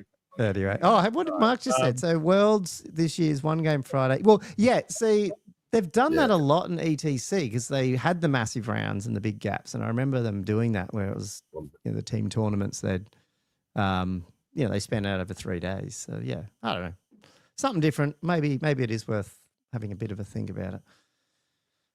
I don't know how good 4 games goes in terms of tiebreakers and shit. I guess it's still better than a 3 game, is it? Yeah. Don't know. Yeah, still better than 3 games. I don't think having it even matters. Yeah.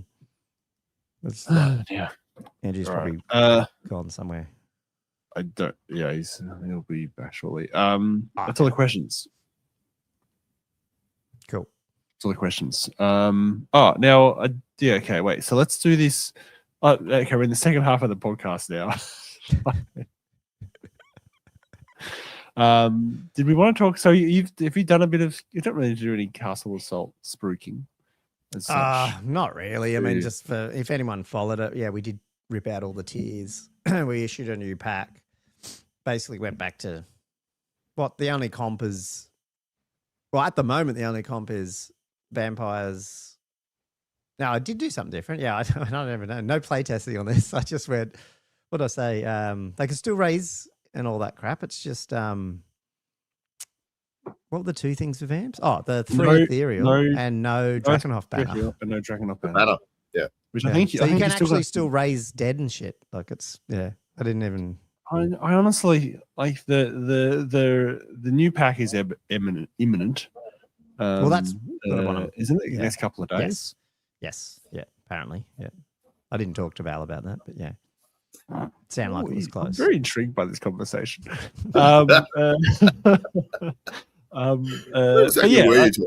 He's surely that's happening in the next few days because he said in that little thing on the Google Doc it was about roughly the 29th, but it could be any time that week. I feel like it could be the first. It could easily be the first. Anyway, the castle's not for another like 3-4 weeks. You gonna likely end up deleting that comp off it. The vampire comp, do you think? Well, I did leave a little comment that we could do that. Yeah, if it changes. Yeah, if there's no need to do anything, then go for it. Yeah, take it out. It's just easier. And then just had the 3 Shigengan thing still. I just think, I think Cathay is still. I don't know. I feel bad. It's almost like bad if you don't comp Cathay because people just expect you to comp them. So you got to do something. Yeah. They're the only faction now that are just like riding high. Everything else got hit nicely by the FAQ pretty much. And we just changed some scenarios just a little bit. We went back to 1 hill just for logistics. I think it'll work better anyway because you're forced to fight over the 1 hill. And then just change some, not huge changes, but just the castle thing got adjusted a bit because we were using the low linear obstacle rule, but that stopped the attacks from being max attacks, which means we tried to make more attackers because the whole idea is we sort of want it harder to hold the tower, even though technically there's some units that can probably do a really good job of it. And so that's what we're trying to get at. But now you can hit it with something large if you want to really get your attacks in if you want. But I don't know. Who knows how it'll go, but it's a bit of fun. There was actually a bit of confusion still about the points, so I might have to talk to you about that later.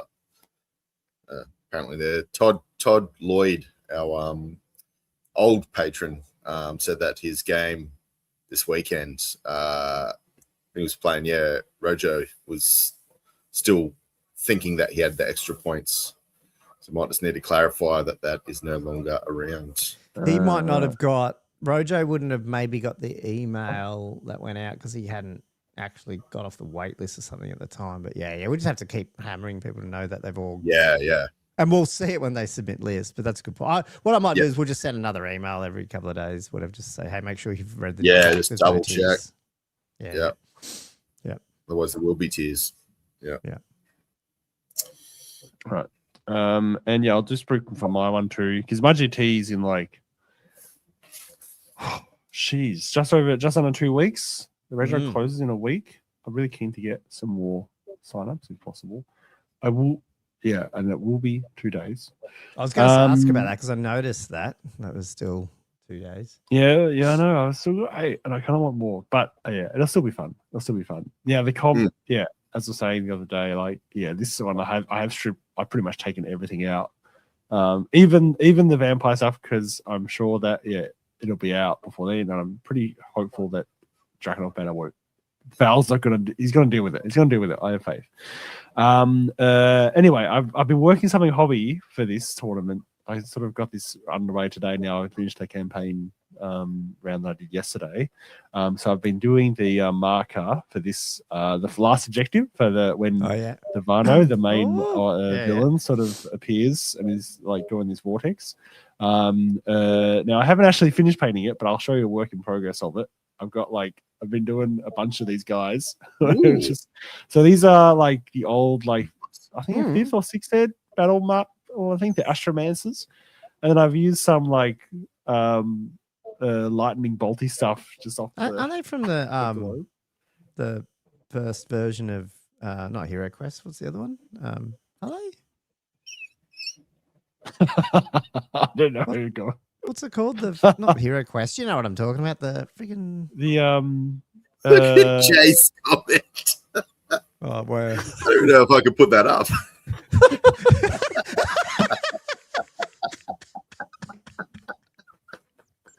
Might have to blur that out.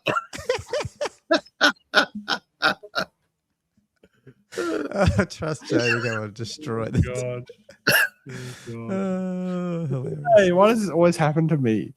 Yeah, they look cool though. So that's the hero in the middle. They got the little that's the objective marker.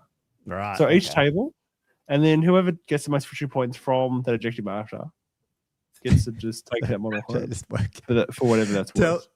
Jay will have to. Hey Jay, you'll have to listen to this back because we answered. Well, we had a look at that video you shared the other week. Yeah, from like 3 weeks ago, we finally answered your Patreon We question. had no idea where it came from, what the hell it is.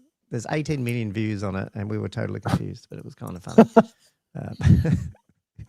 Anyway. It was fun. Okay, I'm just gonna keep going and I'm just gonna like decompress some stuff, guys. All right. Yeah. So I do want to talk about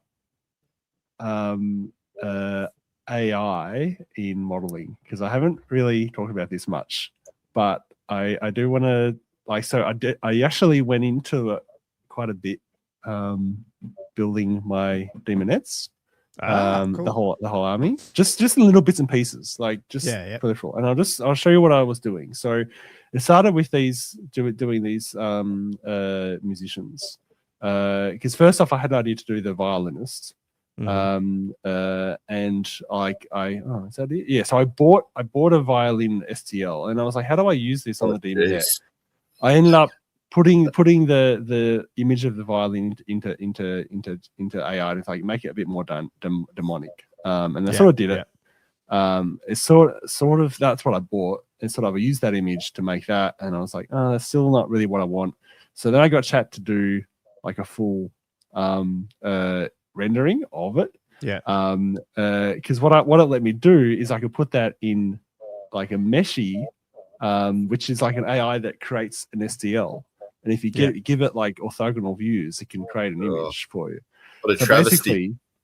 Basically what I did end up doing was I used that, and then I cut off. It's not just generating though, it's a lot of sculpting effort, digital. I cut off the violin and the arms and the bow, and then reattached it out onto that model.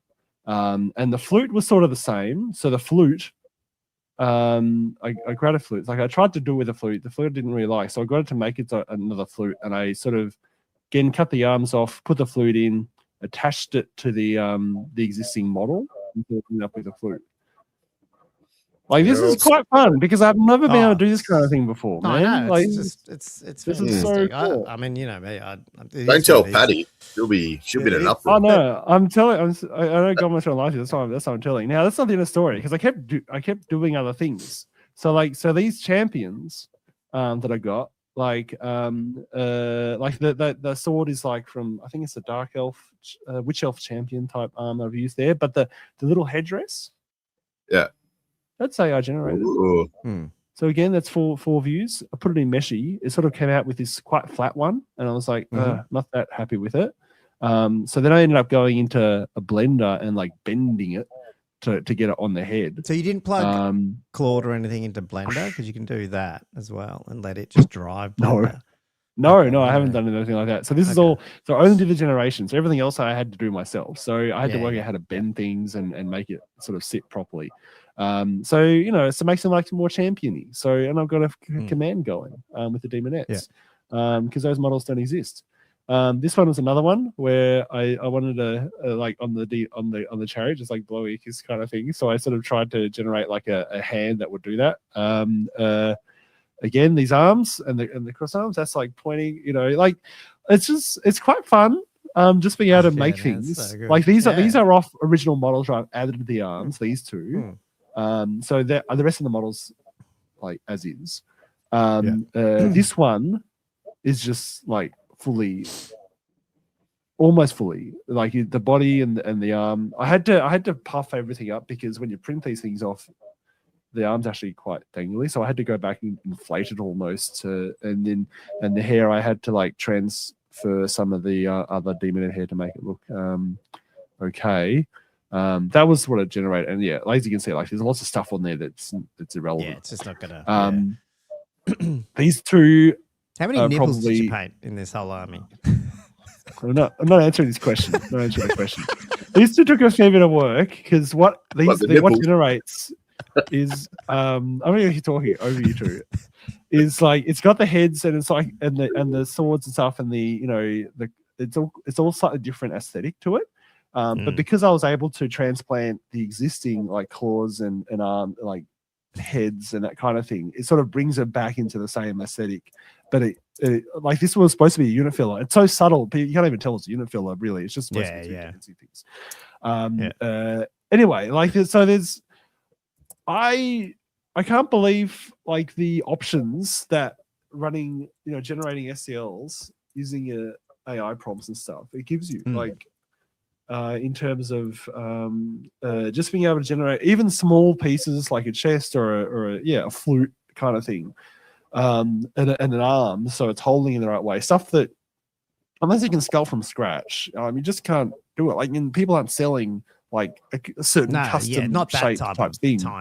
Not to. So like I as I said, I ended up doing it for a couple of models, but it's mainly using it for little peripheral type like thematic stuff.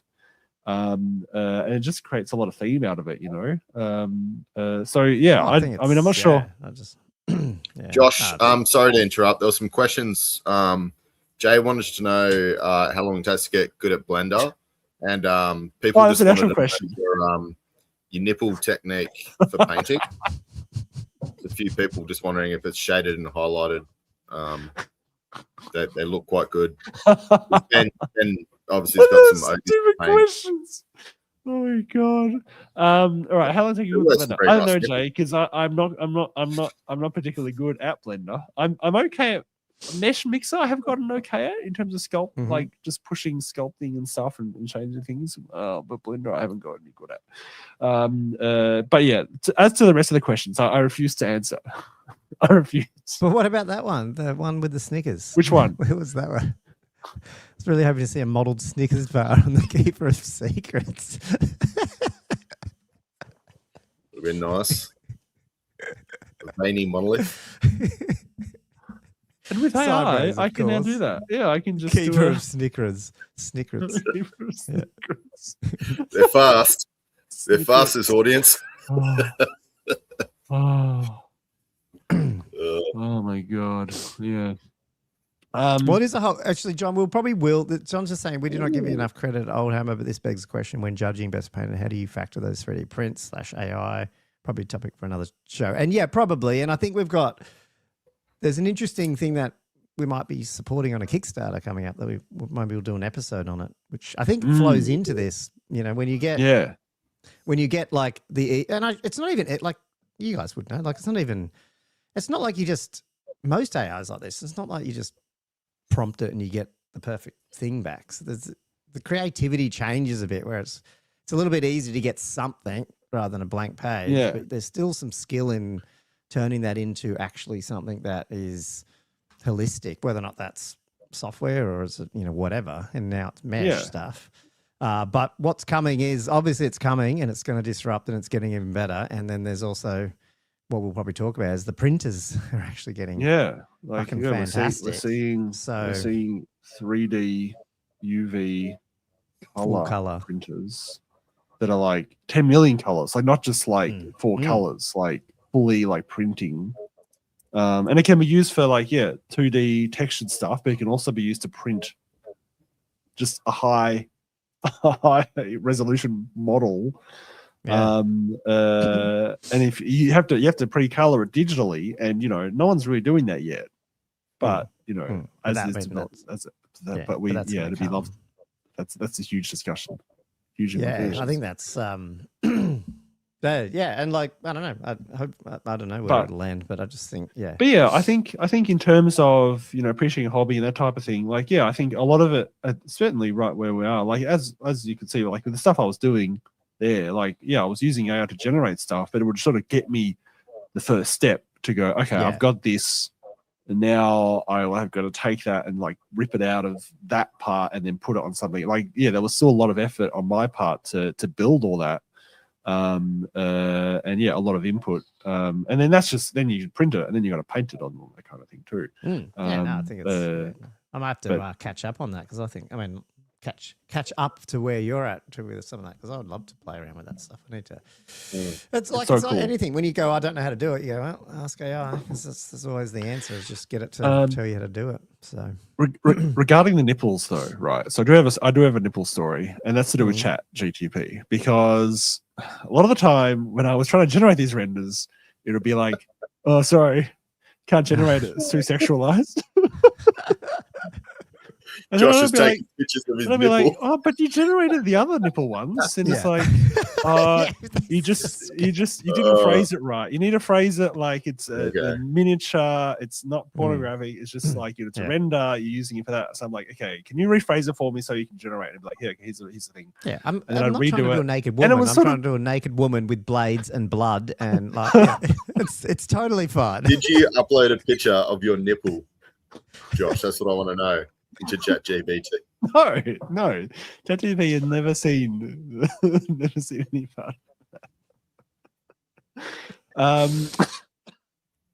I don't know where I'm going with this anymore. But it was annoying trying to get past that filter. Meshy generating the STL once I got the images seemed to have no problem with it. It would just generate them. But ChatGPT was slightly annoying. Yeah. And were you doing that with Meshy paid stuff, or was it just paid? Okay. Yeah. But it's still pretty cheap by the look of it. So Chitu box also has Chitu Glyph, which also can generate STLs based on AI interpretation. But I found Meshy to be better. I actually found out about Meshy through Telegram, where I was seeing groups pop up where people were like generating space marines based on box art and then turning into like a 3D, like an STL. And I'm like, what the hell is all this? Like it was really, it's quite incredible. The thing is, like, people like for our hobby, and this is a totally different topic, so maybe we shouldn't have brought it up. But I just feel like I don't think it affects. Like I feel like we want a hobby, like like even Mark's comment before question about like, if you had 750 points and a fully painted army, like when I first read that, I thought, oh, someone's give me a fully painted army. Like that doesn't excite me at all. Like I mean, Andrew, you've probably bought painted armies, maybe you've got them painted. I'm not yeah, but like I think a lot of people in our hobby, I'd be like, yep. Like I don't think I've really played. Oh I think that demon that you gave me, like the Demon Prince of Zench, is about the only thing that I've ever. Well, and we've got that commission one that as a patron dude who painted one of my figures. But outside of that, I would always probably play with my own stuff. So even if you could print something off full colored, I'd do it occasionally for certain things, but I'd still want the hobby because that's part of the hobby. Yeah. So No. the good thing You is are- it would bring more people into the hobby who couldn't do that, and then more people to play. So there's benefits. Yeah. So anyway, we'll cover that in another episode. But yeah, interesting times ahead, people. Can we smash out any other hobby before we close out? Or I've got a little bit just because we did talk about I'm doing some castle stuff. Do you want to share that? Sorry, I was. Wait, so you're talking to me? Oh, anyone? Were you onto hobby Castle and then stuff. close it out, or what are we doing? Oh yeah. Well, you still What else got. We haven't even done your bat wrap thing. Oh yeah, my background. Fucking hell! This is. I'll crack through it, guys. It won't take that long. Okay. This is round 2 of the campaign, the Velistra's Procession that I was just started running. I played Chris Perry, who was running Empire, and this is our territories. So he's got a farmlands and a mountains, so it gives him access to Monstrous Cav or a monster. And I've got a pass, a town, and a trade route. Essentially, I had a few extra champions and a whole bunch of points, which meant I had a whole lot of core. He actually got some rare, which is nice. But yeah, a lot of points. Anyway, so I'm running this weird Untitled Chapter hybrid list. So yeah, a lot of core. Got some devoted witch elves, 2 units of biggish demonettes, some crossbowmen, some shades, all core, and then I've got 500 points special to spend. So yeah, some cold one knights, 2 units seekers, and in character I've got 1 sorcerer level 2 and a BSB. Whoops.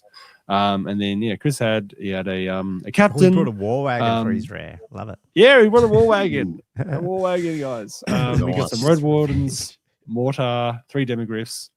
What? It's called the Bitch's Revenge. War wagon. So ridiculous, these names. 9 Empire Knights of the Fiery Heart, little detachment. So then he's got 34 state troops with just light armor shields, and then 2 detachments off that.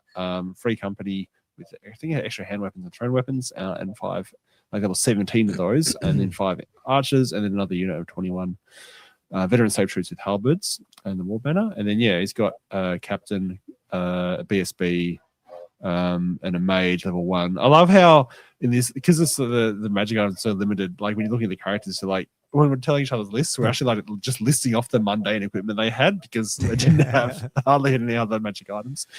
And then we played Cross Daggers, which is like a flanking attack one. Now this is one where it's a very aggressive flanking attack kind of thing where you have a flanking force up to 500 points. You pick one side. That flank force can be 18 inches away from the table edge rather than 12 for the main force. So that's quite close if your opponent picks the same flank. And the victory point shenanigans have got is that at the end of each of your turns, you get 100 victory points for each scoring unit from your flanking force within 18 inches of your opponent's table edge. So it encourages you to put stuff in the flanking force that is scoring and then to be quite aggressive with them to get them across the other side of the table. So essentially, we sort of had our main infantry blocks quite central. I had all my seekers and 1 unit of demonettes on my flank. He chose the opposite flank. Ooh. He put his veteran halberdiers and the knights of the fiery blaze on his flank. And in Niagara, so I'm using the snowfields for all these battles. My turn. That's my turn. I just ran straight up towards him because I had nothing else to do. It's quite far away there on that other flank one, isn't he? Like, I suppose he's got knights, but he's got that big unit of infantry. He's going to struggle to move over. Yeah, the infantry. Well, they make their way across. They get involved. So yeah, he sort of. Yeah, he moves up to take the charge. I mean, I was thinking he would get those archers sort of in the way kind of thing. But basically he moved that big block in a way that I sort of just went straight in with my cold ones and the demonettes into the massive block of state troops. And then now on that flank where the seekers are, it was so annoying trying to charge across this huge pond. Because I had multiple charges on towards the mortar. Now the thing is, when you're doing a longish charge and you fail it, if you're going across terrain, you take the lowest dice, and suddenly you're only moving like 1 or 2 inches, and like that's your movement for the turn, which I found to be really punishing. Like I don't know, I just haven't tried to do that much before. I think it's just I was just finding it annoying. That combat, I killed like I think 10 dudes, and then they ended up just falling back in good order. I think he must have countercharged with the free company there on the side, so they've gone in too. But yeah, they end up falling back, popping through, just stayed on the board, quite close.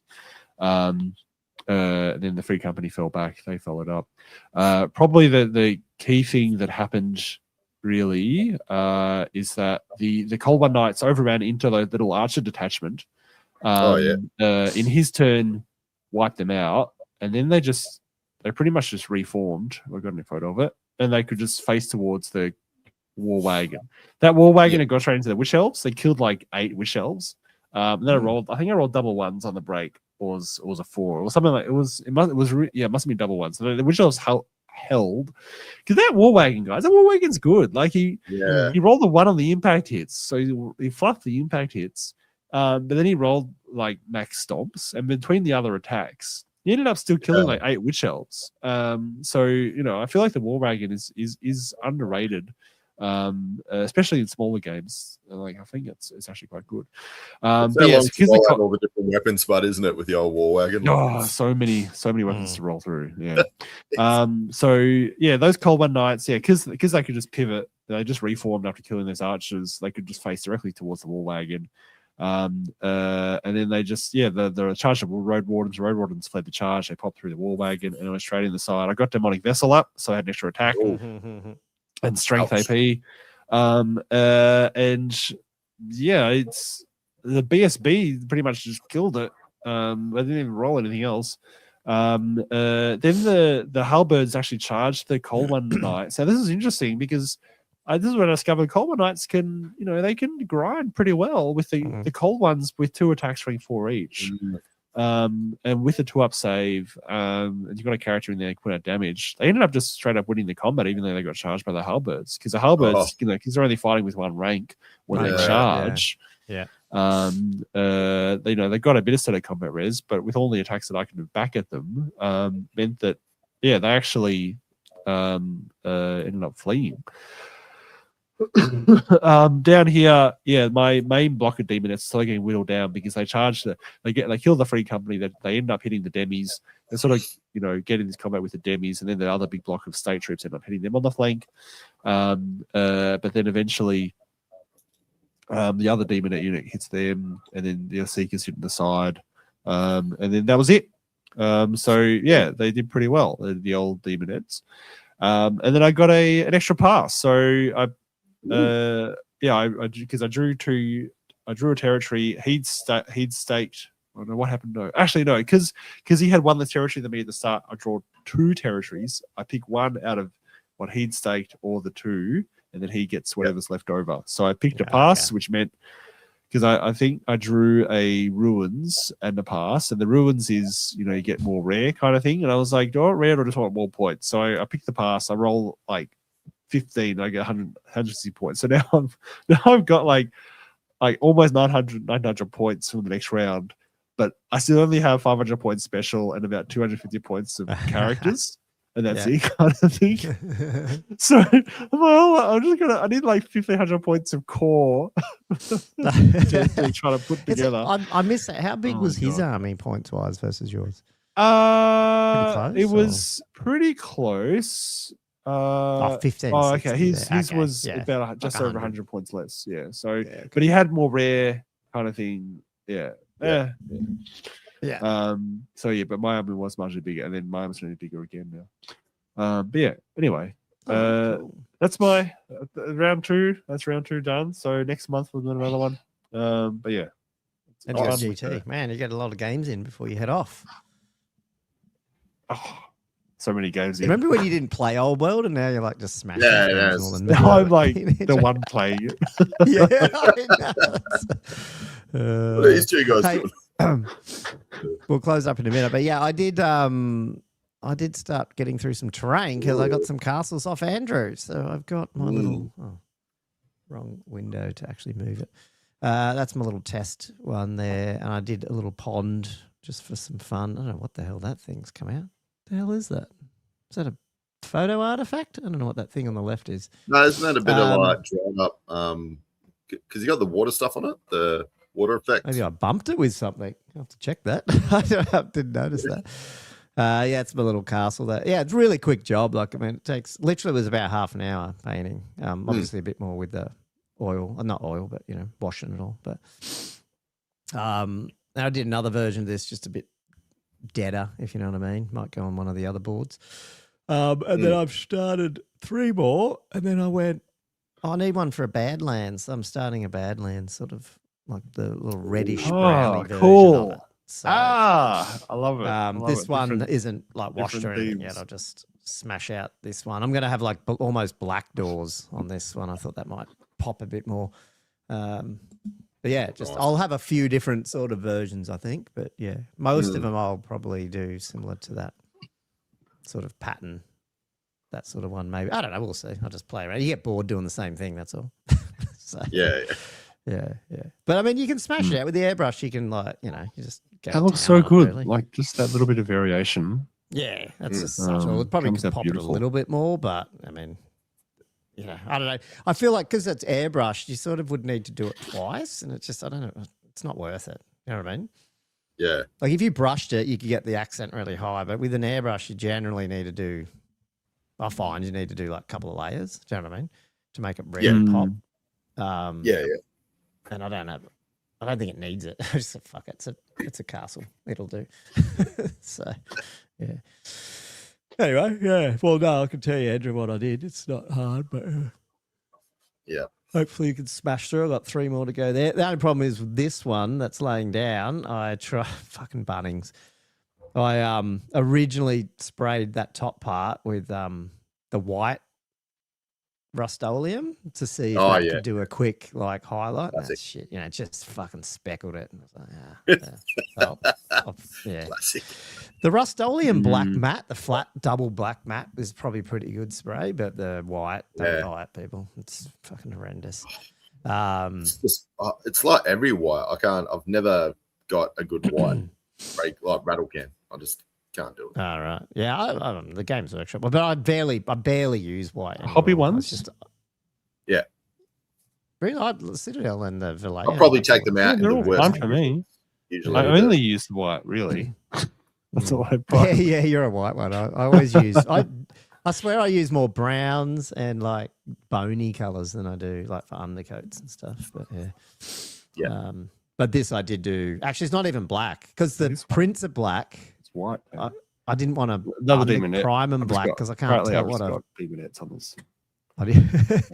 So I actually found a Rust-Oleum.